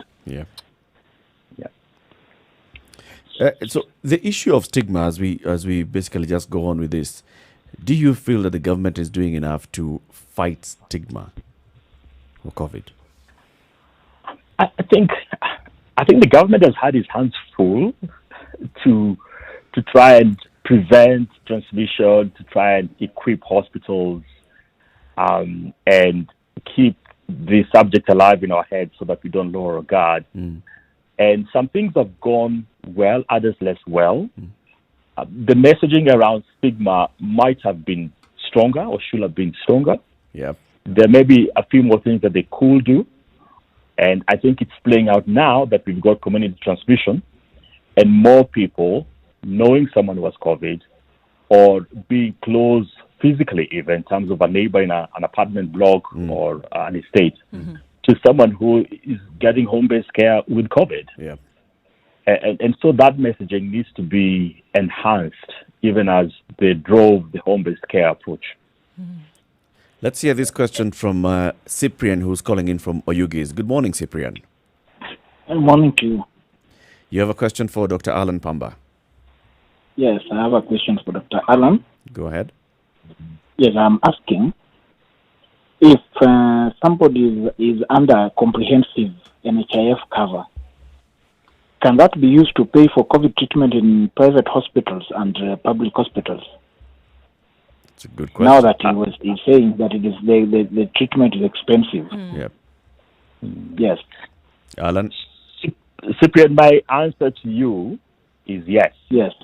But yes, I think that question needs to be appropriately answered by the CEO of NHIF. I give a view as a healthcare worker and also as a citizen of this country. I think we do owe our insured population some degree of responsibility in terms of taking care of them, especially now in this time of crisis.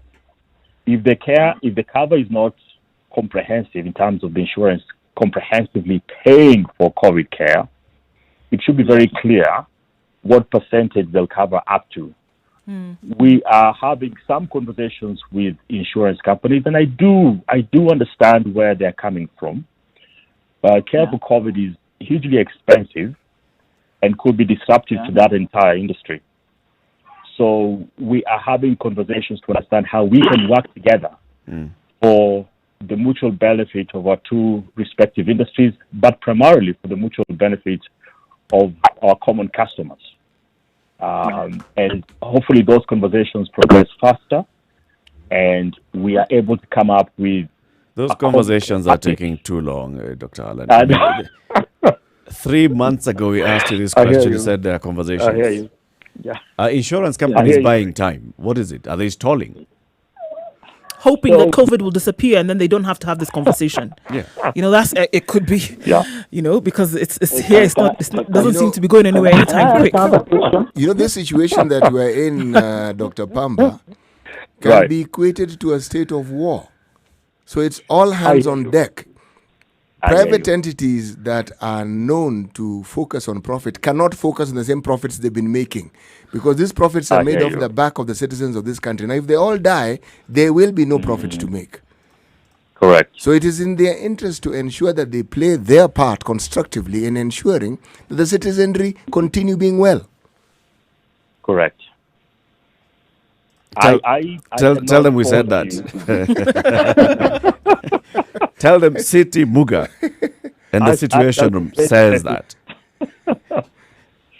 As you respond to that, Dr. just hold on before you respond to that. Let's take another quick break. We'd like to say thank you to our audience on KTN Home. Join us again tomorrow. No, not tomorrow, from Monday again. 7 and 8 o'clock will be on KTN Home. The conversation continues, though, on Spice FM. We are speaking to Dr. Allen Pamba. He is the Chief Executive Officer of the Nairobi Hospital. We're asking the question, are hospitals running scared of COVID-19? He's explained to us the many things that hospitals are going through and what is causing what we are seeing as people being turned away by private hospitals, especially by private hospitals, and also in some cases public hospitals. I'll give you an example of a reporter we got of somebody who was turned away at a public hospital when you take this short break. It's 8 minutes to 9 o'clock. Good morning, and thank you very much, KTN Home. See you soon.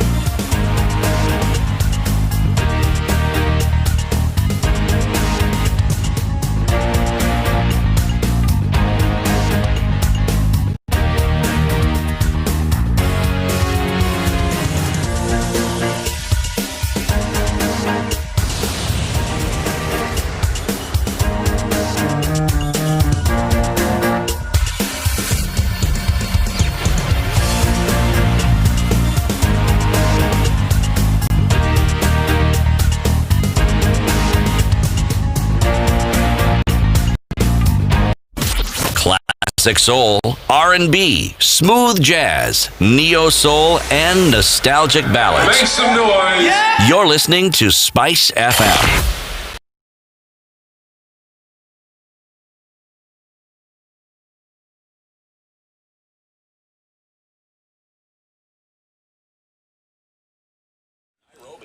So, final minutes as we conclude our conversation with Dr. Allen Pamba, the CEO of the Nairobi Hospital. Well, he's just told us about this new deal that they've inked with the United Nations, where it's a partnership. It's going to be about 1 billion shillings. They're going to put up a new facility that will be now COVID specific at the old nursing institution, right? Yep, correct. Okay, so back to the question of costs, back to the issue that you're saying you've been having conversations with the insurance companies, and CT has told you just take the challenge to them. Just tell them, come on, the way you're going to have customers is by ensuring that they stay alive a bit longer. No, CT is spot on. You know what I'd say to that? this is something, in my view, that could move so much faster if government stewardship came in, to drive it. Get us around the table, insurers, hospitals, government. Let's say this is a national crisis. We need to sort it out. We're facing a surge at the moment. Yeah. Cost is a barrier to many people. How do we resolve it? What can you take care of insurance? What can you take care of private hospitals? And what can the government take care of?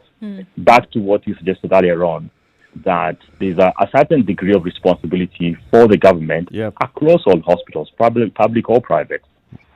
And I think one of the things that has created an impasse between insurers and hospitals is insurers are, reasonably concerned that the cost of taking care of one COVID patient is so high. If they were to pay for all COVID patients, the premiums will not support it, and the industry will literally, come to its knees. Now, at the heart of that is the supply chain. Can we get the cost of these supplies down, or get the government to take that cost? And then the hospitals now literally just charge you for a bed and your doctor and nurse care. So there's a formula that can be reached that could make this a lot simpler. And the simpler we create, the simpler a formula we create, where, Eric, you're told if you ever got COVID, you need to have X shillings a day for 14 days. The rest is covered by government and your insurance. Then you relax. True. Hopefully don't lower your guard, but at least you feel comfortable in a country where you are reasonably assured of your life if you got COVID. Exactly. Dr. Allen, looking at the suggestions that you've made, would it be totally debilitating to government if such a thing was put in place? Because we ask the question and we say, okay, this can be done, but are we building castles in the sky by even thinking that such a thing could happen? Or is it financially crippling on the part of government? No, look, Oko, you saw what Equity Bank did the other day. Huge sums of money donated to help this cause. Yeah, there are a lot of private sector institutions that care for the safety of their workers, who are the same citizens that get COVID. Funding can be galvanized. If we look organized, the World Bank, there are lots of funding avenues that can be tapped into. This country also loses a lot of money in ways that it shouldn't, if you think about it. So I don't think money is the issue. Necessarily the issue here. We can do this.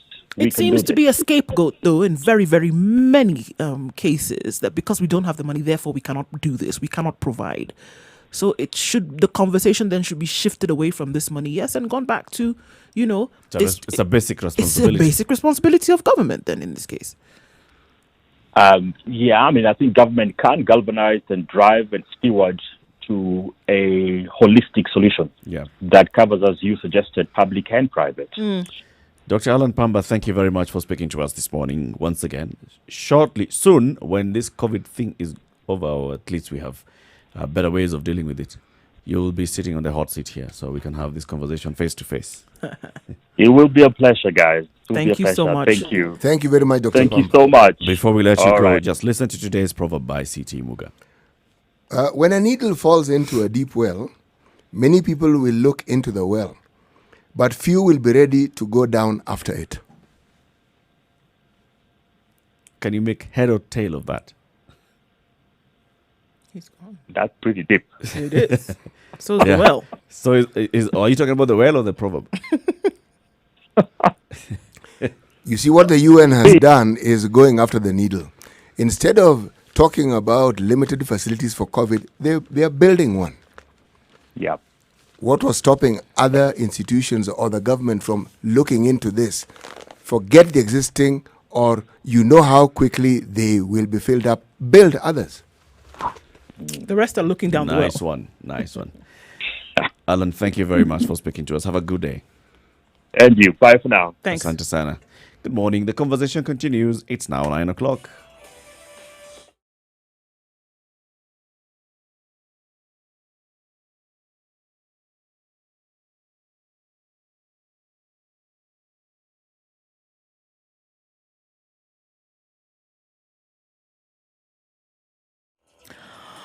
All right, the trouble spots that we still see this morning are on Mombasa Road between Cabanas and the General Motors section of that road. That's where we see most of the drama. Also, Wangige, that accident is still causing some problems. So that road has been closed because it is quite a mess. In and outbound to Wangige this morning, if you were heading that direction, please don't. Or use an alternate route to get out of that main road there because of the accident that has taken place. They're trying to get that sorted, so you won't be able to use that for now. All right, getting into the CBD from Thika Road, from Westerns, Langata Road, and Gong Road, not causing you too much problems this morning, but we'll let you know if it is, and you'll also let us know where you may be stuck so that we in turn may help you. Spice of MKE, that's how you can reach us on Twitter.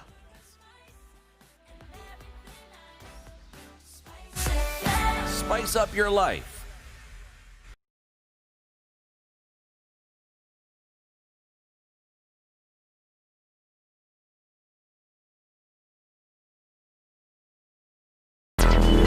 Traffic.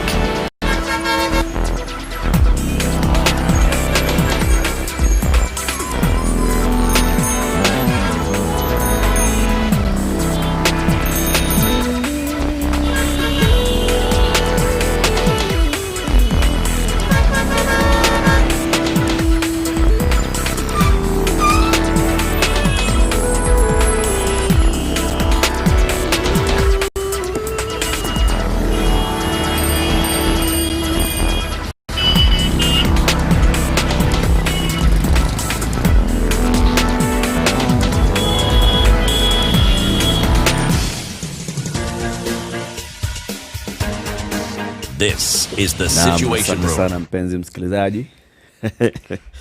Kwa wakati huu Kwa wakati huu mwingine, kwa fursa. Wadhfa. Wadhfa. Nataka kuchukua wadhfa huu kutoa shukrani zangu za dhati kwa usikizaji mwema ambao mmetukabidhi kabisa. Okay, so the conversation continues. Here is the issue. CS Mutahi Kagwe has circulated some proposals for comments from technical officers, and these proposals, he intends to limit alcohol drinks to homes. Draft notice says nobody is supposed to take alcoholic drinks in public places, that is including parks, restaurants, parking lots, bars, or wines and spirits shops. You know why. I mean, we don't even need to go into the details of why. You know why. You've seen what we have been talking about in the last couple of days. People going to public places, misbehaving, people forgetting that there was a curfew that was supposed to start at 9, and they end up there at about midnight, and they think, saa tatu ama saa tisa. Was it? Curfew was 9 or midnight. Or 3. Oh.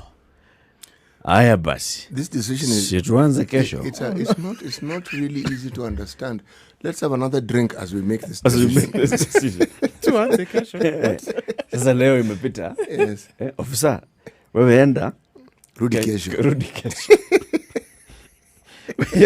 We've seen an increase in It's funny, the but number it's of true. cases. This is what's happening. And also in parks. So people are not going to pubs. Okay? And they're thinking, okay, restaurants, all right, sour. So there's a lot of limitation. So they're going and parking in public places, and they're opening up the car boots and car doors and drinking. And you know then what happens? Is that distance between car A and car B becomes zero. Non-existent. So it just becomes another pub, an outdoors pub. And for this reason, the government is mulling this idea of, let's say that there shall be no public consumption of alcohol, at least during this time when you're fighting COVID-19. And he has the instruments to use this. This is the Public Health Act, Cap 242. He can do that. He can actually go and gazette these proposals. They become regulations. And from tomorrow, this will be it. Is this the way to go? From where I sit, I'm thinking, what are you doing? Why don't you just say no more sale and consumption of alcohol? Because what is going to happen? Whether you're at home, you can be at home and invite your neighbors. This is what I'm saying. Because Eric will go to the bar and buy his alcohol, and then he will invite Ndu and CT, and it'll be at home, continuing what we would have done in public, now in someone's home. So there'll be 15 people sitting in the yard and doing the same thing that you would have done in a public place anyway. But what you do is you say, okay, he's told us we can't drink in public, but it has not said that we cannot buy alcohol, right? Yeah. and he has not told us. He says drink it at home. Who's to stop you from then bringing your friends and, congregating in your front yard or wherever, in your parking lot, and carrying on with the same business? This is the problem, that you open it up to other options for people, and social distancing, be damned, it's out the window. Nobody's really bothering about that because they must drink this thing. Okay. Yes, no. What? I'm looking at this attack on alcohol consumption. You're seeing it as an attack. It It's is an attack. affront on It is legitimate business It is an attack. and law-abiding citizens. Yes, and I'm wondering how this one touches on the personal freedoms that we're supposed to enjoy with this new constitution. And I'm thinking of what the reaction to this will be. You see, what the government is trying to do falls under the label of a good thing. They're trying to ensure that the citizenry are kept safe. Even if there was a total ban on alcohol, I assure you, people will drink, not more or less, they'll just continue drinking. Total disregard for anything that has been said is what you're going to see. Countries tried, the US famously tried to do precisely this, what you suggested. It was called prohibition. You think it stopped? No. If anything. It enriched very many people because now it was illegal. And the black market thrived. It flourished. Yeah. All I'm trying to say is this, you have a constitution that seems to take care of very many things, including how you can get your people to be able to understand certain decisions you may want to make. From the top, we are going to decide for you, grown-ups, that you can no longer consume alcohol at all. Okay. I want to see. Why don't they South just... Africa Yes. tried this, all right? And South Africa was not just alcohol. It was alcohol plus cigarettes. Just stop sale of How did alcohol that and work? cigarettes. Terribly. So what happened? No, not terribly, actually. When they opened? No. How did that work? Before they opened. Okay. So during this lockdown, and we even had this story here of this huge South African brewer, SAB Miller, talking about, it was left now with millions of liters of alcohol. It could not sell. It could not transport from the brewery. It could not even take this from brewery to the storage Retail, facilities. yeah. It could not take. And they were talking about, well, we'll have now to pour this because the issue is we have banned sale of alcohol. All right? People, to a large extent, stopped consumption.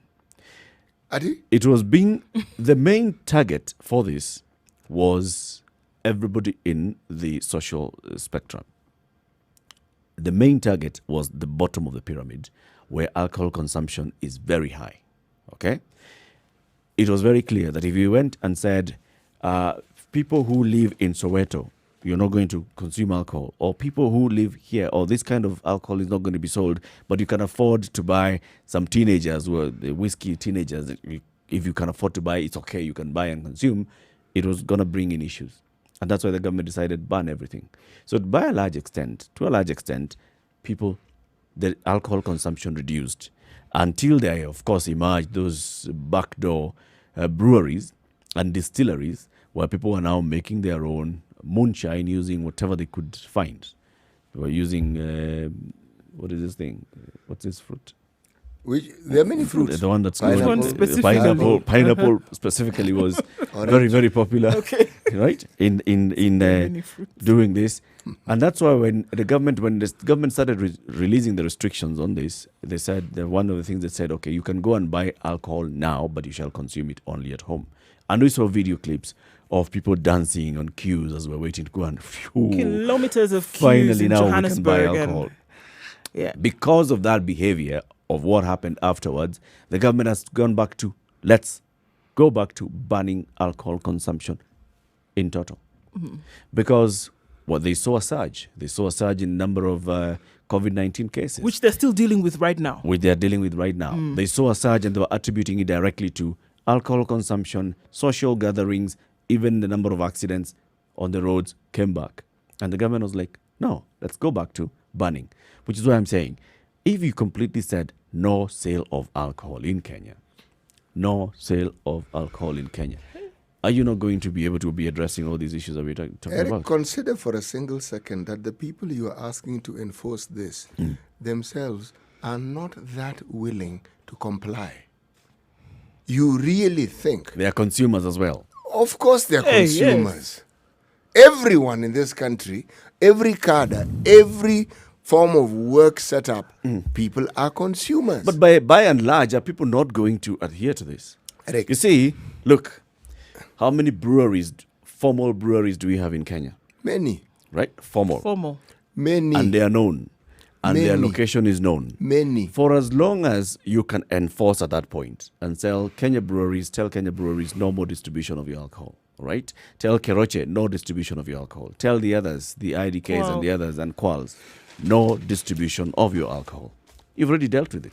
Eric, You've reduced the prior volumes prior that's to in all market. this, can we go a little back into history? Not too far back. When curfew was at 7, remember? Yes. Okay. Did we have this problem? Off? Bars were supposed to be closed, were they not? Yes. Every once in a while, you'd hear people who were caught. The bar was closed, but people were drinking Inside. Yeah. All right. Yes, yes. I told you a story of the place where I live, the area I live in, where I was having a chat with the Mijikumi, and he was telling me, the problem is this. You go to a place, it's not even hidden. And the people you find drinking, they are law enforcement officers. So what are you supposed to do? And they're drinking with the 190. What are you supposed to do? The point I'm trying to make is this. Isolated case. I can only talk about something that I know of and what I have read. I cannot talk about anything else. No, yes. This isn't stargazing. I'm calling this isolated because we're talking about one establishment. In your neighborhood, I'm sure there are other establishments that you know of.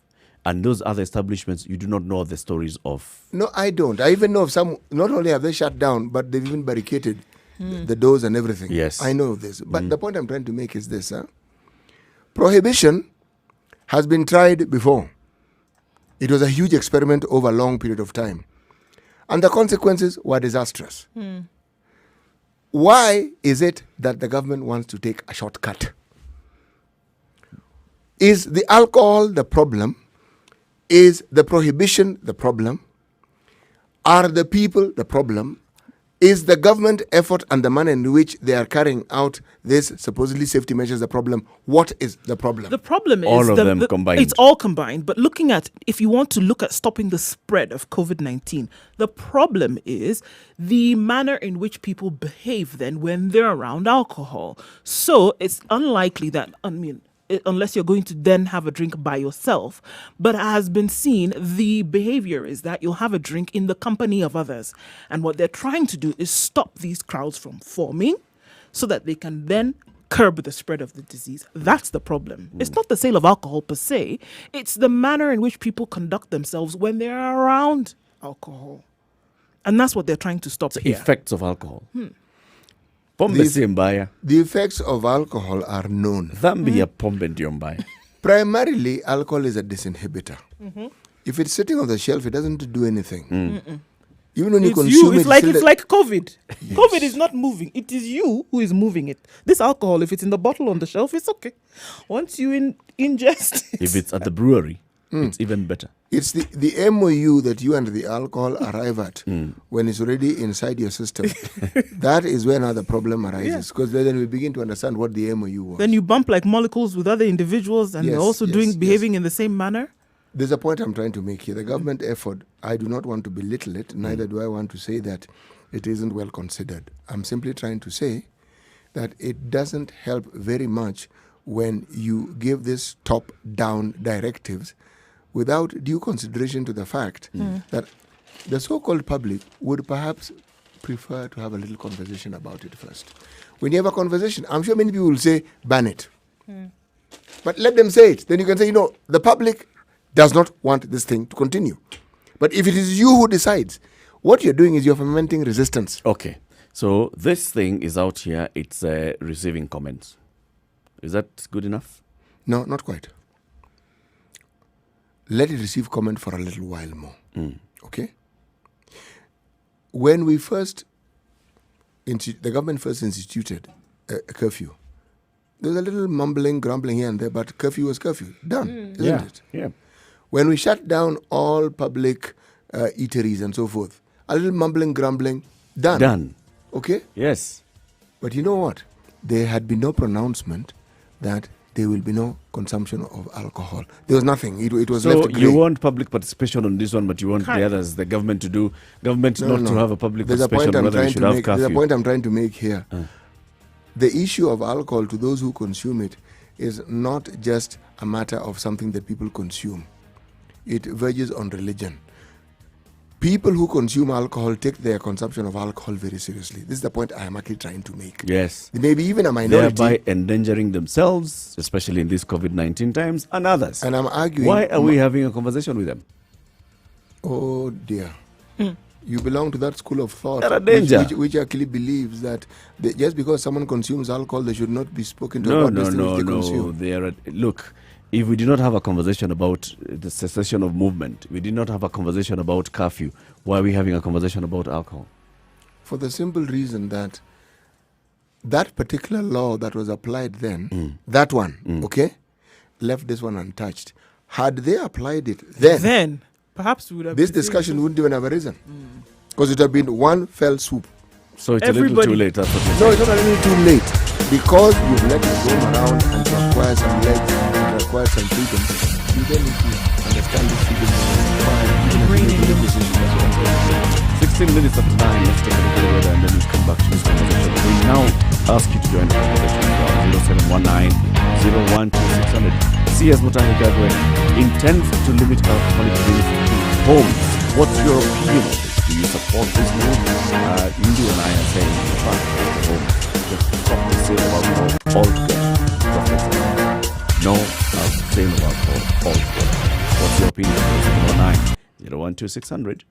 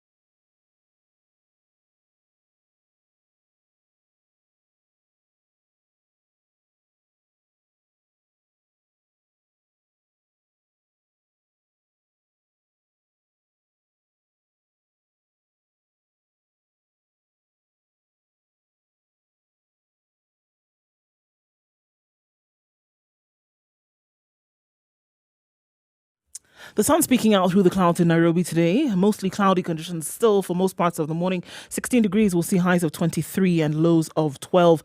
Nyeri is mostly cloudy at 15 degrees. Highs of 21 and lows of 13. It's likely to be a wet afternoon.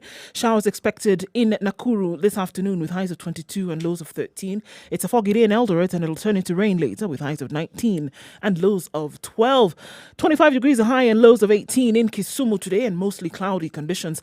Kakamega will have rain showers in the afternoon with highs of 23 and lows of 16. Malindi is mostly cloudy at 27 degrees. We'll see highs of 29 and lows of 24 with rain expected later. It's mostly cloudy in Mombasa at 25 degrees. We'll see highs of 28 and lows of 23.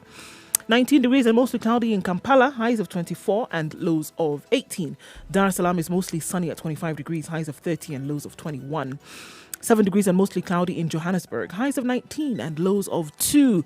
Looking into Lagos, where it's partly cloudy at 24 degrees, rain expected to come down anytime now, highs of 29 and lows of 23. All right, let's take a look into New York. It's coming round about to Wednesday morning, 26 degrees and partly cloudy.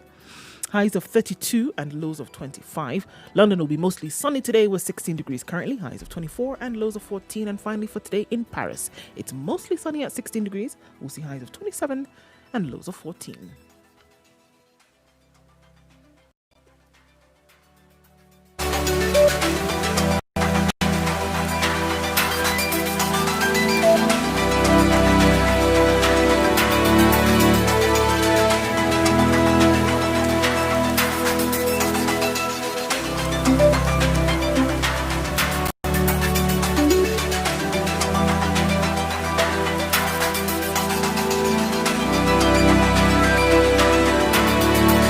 Okay, let's be true to ourselves and with ourselves, all right? When the government came up with these initial measures, restaurants were closed and they were only allowed to offer takeaway services, all right? Pubs were closed, and especially at night, but pubs were closed in general, all right? There was an indirect ban on the sale of alcohol, especially consumption in those places. There was no ban on consumption of alcohol in public places. Or the purchase of alcohol. Or the purchase of alcohol at all. What did we see? We saw people being arrested because they were hosting house parties. We saw MCAs in Nyeri who had taken alcohol and avocado and ugali and they were arrested. Not because of the avocado or the ugali or the alcohol, but because of congregation. Right? Okay. We saw this. We saw the same video circulating of leaders in Nakuru County doing the same. And others because of they were congregating. And it was obvious that they were consuming alcohol. So we know very well that consumption of alcohol in homes was happening, but people were breaking the rules on very many occasions. So with this intention by the CS Mutahi Kagwe to ban consumption of alcohol in any public place. This is parks, restaurants, parking lots, bars, or wines and spirit shops. The only introduction here is the parks and the wines and spirit shops and the parking lots. But bars, restaurants, and hotels, we've been there before. Is it going to be any more effective? Nope, because people are just going to take the party home. Look, you can think about it this way, is that everybody's going to find a way. Some people will find a way because at the end of the day, it's like you're curtailing on their rights to be able to do whatever it is that they want to do. And alcohol, I think, look at the social scene here. Alcohol plays a big role in that. But again, we're talking about the fact that it's not the act of consuming alcohol. It's what you do while you're doing that. It's the effects of it. It's the whole atmosphere. It's the environment that's created by this event, whatever it is. And it could start by something as simple as having a glass and then calling your buddy CT. Guess what? While I'm sitting outside, how about you pass on over? And then before that, it becomes 10 people sitting in your front yard and you're doing something totally different. And the reason would be given to say, well, what I'm doing is not illegal. After all, they didn't say that I couldn't have a drink at home. But it's not, the problem is that it's not going to be alone. And you open up the door for so much in terms of interpretation of what then people would be allowed to do or not do. You've given a beautiful example here of what happened in South Africa. There was no question. It is not, okay, well, he said we couldn't do it in a bar, so we could maybe do it. No. Nowhere, nothing. Until the people then who are dealing with its making and its production have to then figure out, okay, now, my goodness, what are we going to have to do? Yep. What are we going to do Shut with down the this plants. stuff? You know? But it wasn't a question. And what did they see as a result of that? Transmissions actually were controlled. Yep. Right? We didn't see people. What we are seeing now in South Africa, the community transmission, was as a result of what happened when they opened up and people then were queuing in Johannesburg and queuing in Cape Town and Pretoria to try and then buy booze or be in a social setting. That's what they're dealing with now until they've decided to shut down again. And those cases then have gone down and have started to, those incidents rather, are on the down. On the downward spiral. However, they're dealing with the result of that opening up today. These new measures, like City was saying, it's not without screaming and kicking. Oh, it's not like they were docile and said, "All right." They said we shouldn't drink. No problem. We won't say no. Of course A not. headline on the Deutsche Welle website: South Africa's new alcohol ban sparks fury. South Africa alcohol abuse up after lockdown sales ban. This is what was happening. This looking at the couple of headlines that I'm seeing. South Africa's alcohol ban has given a massive boost to criminal gangs. Selling, of course, those illicit, the illicit trade is flourishing. This is what is happening. This is what happened. It was a very lovely headline here by The Economist. Dry the beloved country. Hey. But basically, what it two things were happening. One, yes, during that time, there was a massive boost to the criminal gangs, the underground networks where alcohol was being distributed. Remember, ban came, but there was already alcohol in some stores. People had stocks in their pubs, in their restaurants. People had stocks in their go-downs. And those ones found themselves their way into the market. The security forces also have a fair number of individuals working within them who also consume alcohol. And if we're to go looking at the trends that we've read about in the papers and we speak of anecdotally, they often also contribute to some of these nefarious activities by these unspeakable people whom we are referring to as criminal gangs. But I keep counting. Whenever you say that, I still want to counter by saying that, yes, it's now limited to the criminal network and their small group of clientele. Anything that is criminal, if it is banned or if it is criminalized, only works if the general public supports it. It works really well. If you ban it and the general public doesn't support your initiative, then unfortunately, these criminal activities, if I may use the word, will flourish. No, it's just like the way we were saying. So there was cessation of movement, cessation of hostilities, cessation of movement, Wow. right? Before the president opened up. We still saw cases, and we heard of very many cases where people were crossing the border between the Nairobi metropolitan and the neighboring. There was even a rate. regions. There was a rate to cross. There was a rate to cross. Yeah. The point is, though, I mean, the point is, an though, entire industry. there was a Surely. reduction. Or there was a reduction in the movement. Eric, You can't compare, for example, the day before the president reopened and the day after the president reopened. no, in Eric, terms see, of people. will find a way. Eric, Even if you have want an to look at the extremely border, no, here- Eric, you have an Criminals will extremely go. valid True. No, Eric has an extremely valid it would point. reduce. It would reduce. But just look at the innovation and creativity that lies around things like this. You know, Here, It's enterprise. on this side of the border, COVID positive. 2,000 shillings later, cross the border, COVID negative. Ingia Kenya. I mean, innovation and creativity when it comes to being able to flout the rules so that you can do what it is that You you know- need to do. But if you create an environment whereby those opportunities then don't exist, then perhaps you see an even greater Eric's reduction point in some of these things. is really valid. You know why? Even as I'm thinking, I'm thinking of just the traffic. The day before, And the day after. Way. Friday and Monday.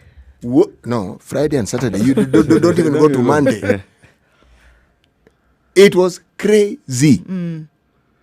It was absolutely crazy. Now, you must understand that if you're talking about Kenya, let's leave South Africa for a while and talk about Kenya and the mindset that Kenyans have. Every Kenyan is an entrepreneur. You may not think so, but they are. Yep. Coming up with new business ideas. Constantly looking for opportunity. Constantly. And when I say Kenyans, I mean everybody. No one is excluded here. So, the moment you say this, can you imagine the wheels just churning, saying, okay. Your pombe type. I said, okay, how are we going to... How are we going to drink this? Yes. And how do we ensure... Yes, how do we ensure that this and this... It's the wheels are churning. The same thing. When restaurants were told now you can reopen, what did restaurants do? Every bar became a restaurant. Very, very fast. Speedy. So we're selling samosa, so we're a restaurant. We're a restaurant. We're selling sausages It's a restaurant. and chips. Do you see? And that one is very fast. One in the corner there, suddenly we're selling food. You have smokies. Like a small A fried smokies egg cart. can happen. A fried egg can suddenly happen somewhere in the You corner. talk about the guy with the lab coat? Yes. And the small cart. Yes. Selling smokies and Warm and and boiled hot eggs. smoky and Yes. boiled eggs. Funny, but with, it's with true. kachumbari. With kachumbari. Next to him, people seated drinking alcohol. Restaurant. It's a restaurant. With your tired sausage. With your tired sausage, so long as there's something edible there, it's a restaurant. Do you see? People are going to find a way around it, regardless. But there's a silver lining here. You know, I would argue that the vast majority of Kenyans are actually law-abiding citizens. I would argue. Anecdotally, of course. And if you give them reason to abide by the laws or the dictates that you've put forth, they will abide. Well, this is true, Sisi, but look around the world of the cases that you hear of, several things having gone wrong with certain countries. It's not the majority of people who are perpetrating these things. It's a very few. It's a small percentage of people. But then we obviously know that bad news tends to travel faster than good news. Yes, so you don't hear about the people who are law-abiding. You don't. But we also know of the infection rate. Exactly. That That is where I was going with this. yes. This is That where I is- was going with this. That very small number, because they say it's one apple. I even have one in my bag. It's one apple that spoils the bunch, right? One.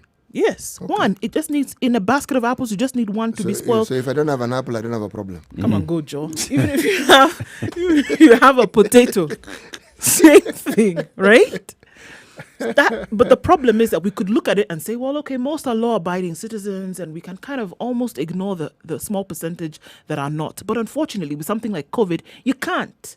You can't ignore the low percentage of the people who are not abiding, because they are the ones who are taking this to the people who are essentially abiding by the law and are healthy. That's where the problem lies. So in order to keep a cap on everybody, that's why you need a blanket judgment. It's the R not that Dr. Alan Pamba told us Was about. talking about, Yep, yes. This is it. Yeah. 28 minutes to 10 o'clock. Let's take another short break, take a look at traffic, and then come back. 0719 012 600. Do you support the proposal by the CS for Health, Mutahi Kagwe, to ban the consumption of alcohol in public places? Would you like it to be extended into banning the sale of alcohol altogether?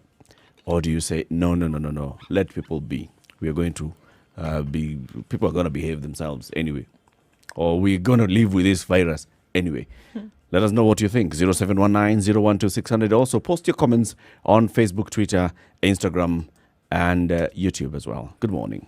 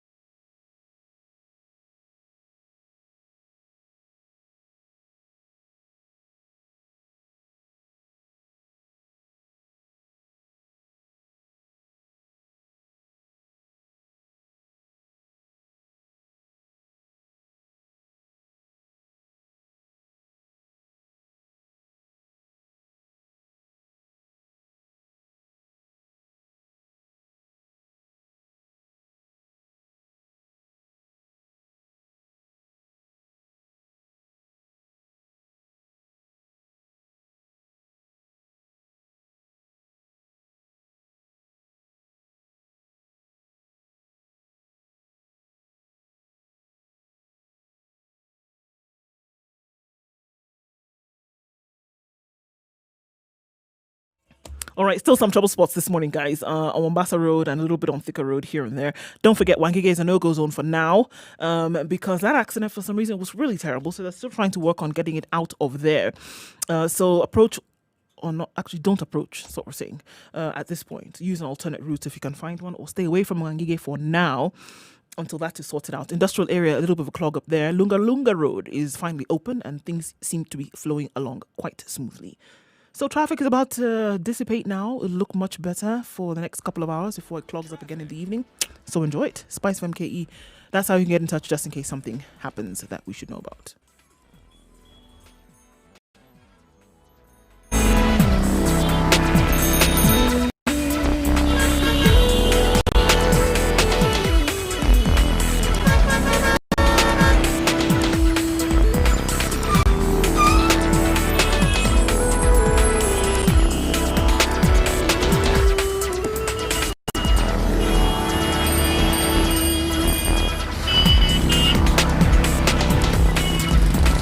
Okay, so now let's open up the debate. 0719-012-600.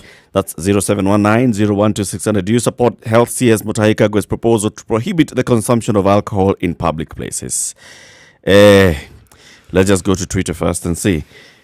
But Barsitei Boyd says yes, but that's only possible if we overcome our gluttony starting from the leadership. Meanwhile, why is COVID-19 only prevalent in Kenya and not Tanzania, our neighbors?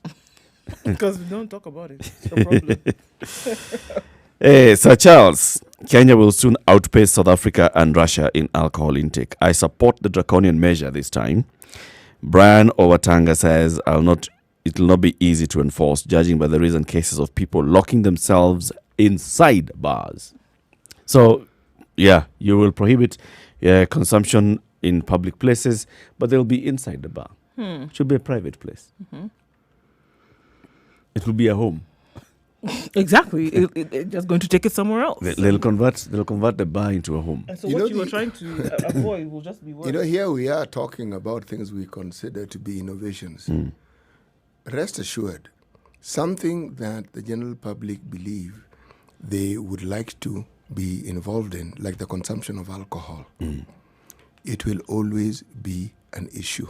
And the regulations that we've had in place when it comes to time, when it comes to amount. Remember the time when the government mounted the breathalyzer and the testing? Yep. You saw that one went. People went to court. Challenging it. They challenged it seriously. Yeah. The bar owners challenged it. Consumers challenged it. It was challenged. Yeah. Now, for me, it is good that we have a robust And people came up with ways of telling one another where they would. the roadblocks were. Yes, and of course, the moment where social media was, you were told, on this road, on this. The point is, the government has a duty to ensure that it looks out of the... Well, the duty is to ensure safety for its citizenry. And I believe this is what they're trying to do. But, if we were to be honest, Eric, you started on the note of honesty. All these alcohol manufacturing entities also pay some serious taxes to the government. So, I would like to see a situation where the government actually forgoes revenue. That I'd like to see. Hey. That will fall in the category of miracles. 0719-012-600. Zachary Nakuru, good morning. Oh, good morning, guys. How are you? Morning, Zachary. I hope you are keeping safe. Yes, we are. Now, let me tell you one thing, yeah? In our language... Zachary, why are you only limiting it to one thing? Why don't you tell us two things instead? I will. You worry, we should have become a lawyer and you would have gotten the contentious, what do you call it? The senior counsel, yeah? Now, but it's good. In our language, we call beer johi. Johi in Kikuyu means johi. It's something that ties. You know. Sorry. I didn't hear it. Did you say njoki? Johi. With an H. With an H, johi. Okay. Thank you. The guy who loves his people very much is variously called johi. That means that him and beer are inseparable. Yeah? So, I hope you have seen that going around in some circles, yeah? that means that guy and his people are inseparable. Okay. Okay. Now let me tell you, having come from Central Province, I know the effects of beer, alcohol, and controlled drinking. And sorry to say, I lost a brother in 2017 who had told me once, as I was trying to tell him, can you lower your drinking up because it is even affecting your family, okay? Yep. And he told me, my brother, can you just cool down, yeah? He told me, chill. And this is what he told me. He told me, even if one of my kids die, when the time to come and to go and drink comes, I won't sit around there as you as tunapanga mataga panda. I will just go and drink. And I told him, oh, okay. That is where beer has you and beer are, okay? If you put beer in the equation of controlling COVID-19, we shall achieve nothing. On Saturday, I went to buy my meat. Yeah. And I went into, I could see this place. I asked the guy who was referring me. I mean, you mean beer was allowed back? These guys are opening bars. And I peeped in, yeah, People are dancing. If Mr.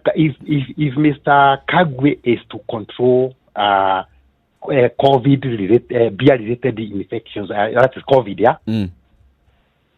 He should come and direct that. If you really want to sell beer and you want to go and drink beer, all of you must have PPEs.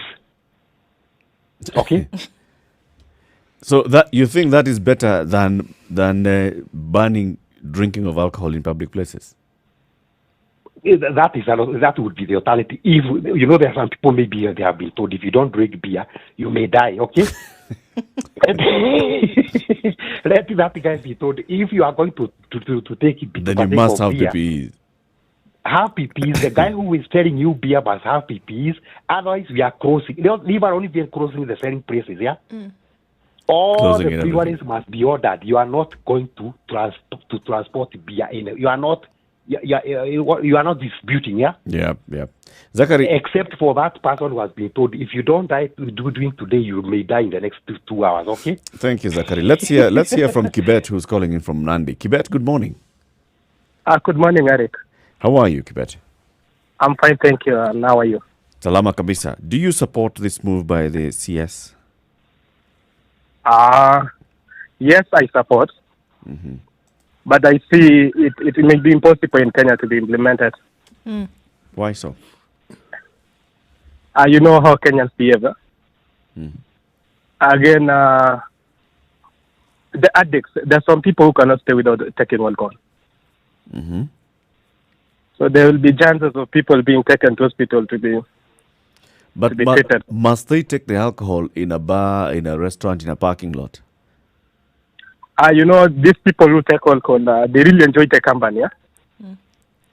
So when they take at home, they don't feel like, they don't feel it nice or enjoyable.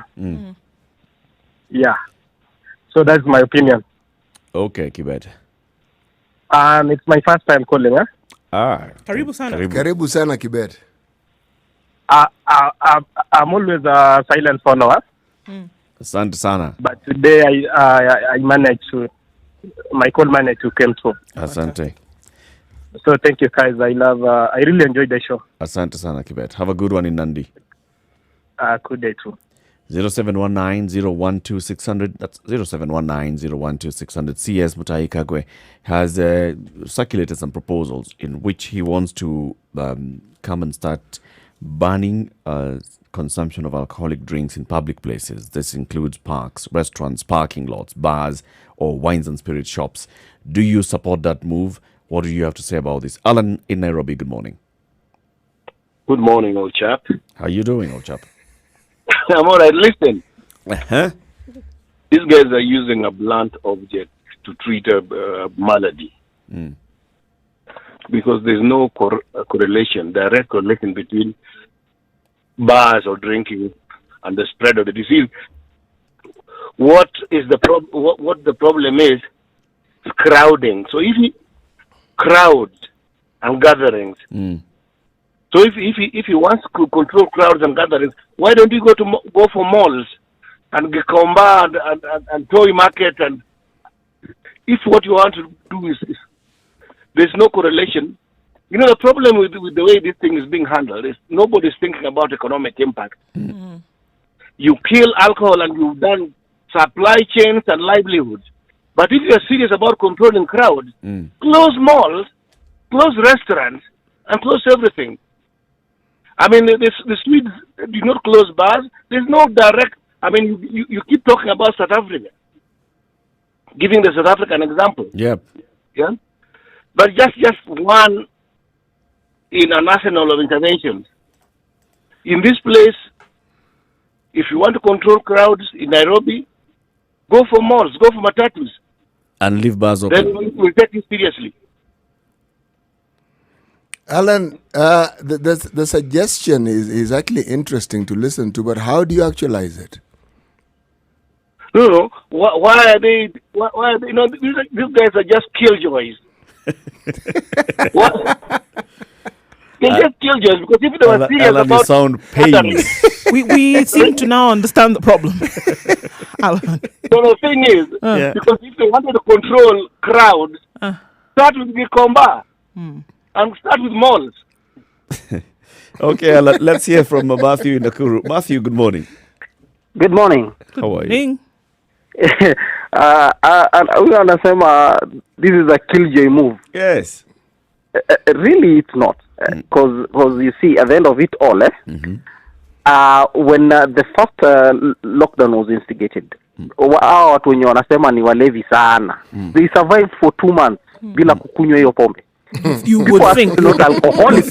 People actually are not alcoholic. Ile ya kufika point ya kupeleka hospitali ni kierere tu watu wanakuaga nayo. You know, because this guy you underestimate the creativity of Kenyans. You think they did not have a drop for 2 months? My goodness.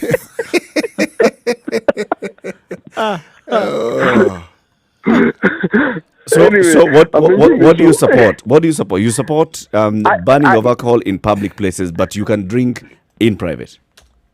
Yeah, you take it in the confines of your home. It's okay, but in public, surely people just decide to just get careless. Okay, thank you, Matthew. Thank you, Richard in Kisumu. Hello. Good morning, Eric. Good morning, Richard. Good morning, City. Good morning, Do. Good morning, Richard. First time caller. Yeah, another one. Karibu Fantastic. Asante sana. Now a quick one. The government should just simply close the sale and taking of alcohol.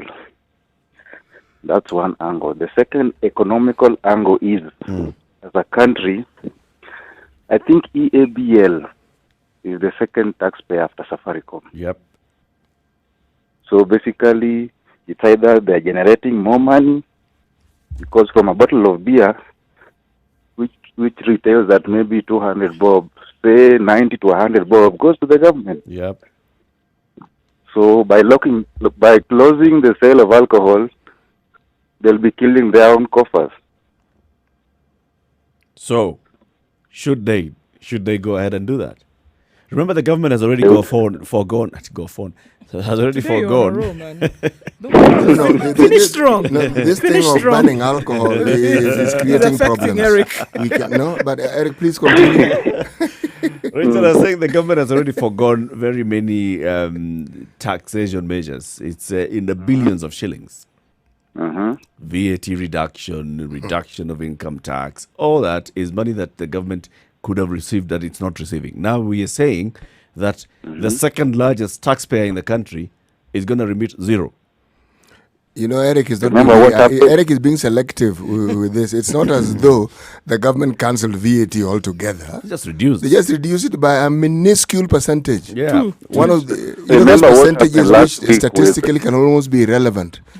2%. Remember what happened last week with fuel? You saw what happened to fuel last week? Yep. Apparently, fuel prices rose, and the increase was way above 12 shillings on a liter. So these guys are broke. They need the money. Who is these guys? The government. The government. The government. You're referring to our government. Okay. Yes. So they either close it up or they just open it up. Let people drink and we move on. Wait, I don't understand. You're saying the government should close its functions? The government should close up the sale of alcohol. Okay. Yes. Or simply just open up bars. And let people do Let guys what move they on. want. As wait for a vaccine. Wait, COVID is here with us. You're saying the obvious thing. The government should either close or open. So what are you They should officially open. Okay. Thank you, Richard. Thank you very much. Asante sana. Thanks for calling. Thank you. Isaac, good morning. Good morning, sir. Another first caller from Eldoret. How are you? Yeah, I'm a first caller from Eldoret. I'm Isaac. Karibu sana, Isaac. Yeah, Sante. You know, this time is an emergency time. And we have to look at everything the way it is. If government can ban anything to make us healthy, we have to stay healthy. It is when you are alive, you can take alcohol, you can drive, you can do everything you want to do. We should take safety first. I'm Isaac from alcohol, from Eldoret. So that is my own contribution. We don't have to mix things together because this thing has never happened anywhere in the world before. And it has caused many things. You cannot go out, you cannot do this, you cannot mix with friends, it is not only alcohol that it affects, it affects everything. I'm Isaac. Thank you, Isaac. I like your program. I'm a presenter in Nigeria. I'm a Nigerian, but I'm now, I'm tired in Kenya because of this. You're locked down. Yeah, I'm locked down, but I thank God I'm alive. It's a love. It's a lovely country to be in, I'm sure. Yes. I'm also a presenter in Nigeria. Oh, really? Yes. Thank you very much, Isaac. Okay, thank you. Asante sana. 0719-012-600. Also post your comments on Facebook, Instagram, Twitter. Do you support this proposal by the CS for Health, Mutai Kagwe? Limit the sale of alcoholic drinks. Consumption, actually. Andy Karaba says, we would only be conducting social experiments on imposition of a draconian law under the disguise of COVID-19. I am surprised that so many people are willing to give away their freedom and lifestyle for so little. My conclusion? So little being life. Little being life only. Okay. We all need to get a life, is what he ends with. Hey, okay. Right. It's the thing that you're saying. It's about civil liberties. And for some, I have a right, freedom of association, freedom, all these things. When you're telling me that not to consume, what are you telling me? And for some, it's a cultural disruption. Yeah, because these are cultural places. Yes, and drinking is a cultural activity. And if you look at it seriously and closely, it has a very serious following. So, you see, it's not as though the only thing that their followers do the whole day is drink. No, they are ordinary citizens who contribute to other things within the society and the community. This isn't a tough call. My beef, whenever we mention these things, is not in the act itself or even in the provision of the law. It's the manner in which it is being applied. That is where the problem arises. And people who are in government seems to think and favor this method of simply dictating things. They haven't dictated, CT. This thing. Which part of this is not a dictation? It's a proposal, this one. So there's feedback from you and I. And if I'd only just arrived in this country, then perhaps we will convince you of that. But I'm not new to Jerusalem. Martin, good morning. Morning, how are you? Salama kabisa. How is Kisumu? Kisumu is good. I can hear it's breezy. Yes. Do you support this move by the CS, the government? I do not, because I think it is very strange. Those are weird proposals. but they are using leeway. The leeway is COVID-19. The COVID-19 is becoming excuse for very, very simplistic and reasonable proposal. So we need, as Kenyans, to be very careful. Yeah. So you find this draconian and unreasonable. What if the government, what if after meeting with the governors this Friday, President Uhuru Kenyatta came and said, we'd like everybody to stay indoors because we've got to fight COVID-19, and we know COVID-19 is being transmitted when people are meeting one another. If we went the China route, would you say that would be draconian, unreasonable? I'll not be shocked with the governors stand, because you have heard of how the COG has been talking. So we are not going to be shocked. They are also, they have been caught flat-footed, the governors, and they may also support the same. So we are not going to be shocked anyway. Yeah. Thank you, Martin. Thank you very much. Thank you. City, as we're coming to the conclusion of this, you're saying you're not new to Jerusalem. It's the manner in which the government is approaching this. How would you like the government to approach this particular one? All measures that are being implemented in fight against COVID-19. COVID-19, there's the issue of, number one, wash your hands. Yes, maintain your hygiene. And then the other one is physical and social distancing. Thank you very much, Eric. That is really a very good question. Now, my response to this very good question is as follows. Eric, it isn't this particular case. It isn't even what the CS is trying to do. It is clear. What I'm talking about, and this is a theme that I will not let up on, is the confidence building that the government has not done enough of. When the people trust their government, they can say anything. They'll sort of like us, what do you mean best? And they'll move along with it. But what do I mean? In the health sector, we were talking this morning to the CEO of Nairobi Hospital. The efforts they've been making. Everything that seems to come out of the public hospitals is disaster upon disaster upon disaster. And then, yesterday, we faced huge amounts of money that have been spent in this very sector. How then do you want, I, as a member of the public, to generate confidence when everything that is being done around COVID doesn't seem to actually produce the results that are intended? That really is my beef. I don't have a comeback for that. You know, go work. So City's telling you. Okay. Sawa. So? You eat your beef. Let me just read the Wachatuni Some, the proverb for the day, tusikize, tumalize story, twende nyumbani. Tutafute story ingine kesho. All right? Today's proverb. When a needle falls into a deep well, many people will look into the well, but few will be ready to go down after it. This can apply really, really broadly with any discussion we've had today. That it can. Thank you very much for tuning in to the Situation Room today. Join us again tomorrow between 6 a.m. and 10 a.m. We'll be right here and do a call, say goodbye, and say what to expect for the rest of the day. All right, so goodbye and enjoy uninterrupted music between now and 3 p.m. And then Monique comes in on the Spice Drive until 7 o'clock. And then from 7 to 10, the adults in the room, Barbara, Emmanuel, and Eric. The adults in the room. The other Eric. The other Eric. Yes. Yes, no. Okay. There's only one Eric Latif. Goodbye. Have a good day. It's 10 o'clock.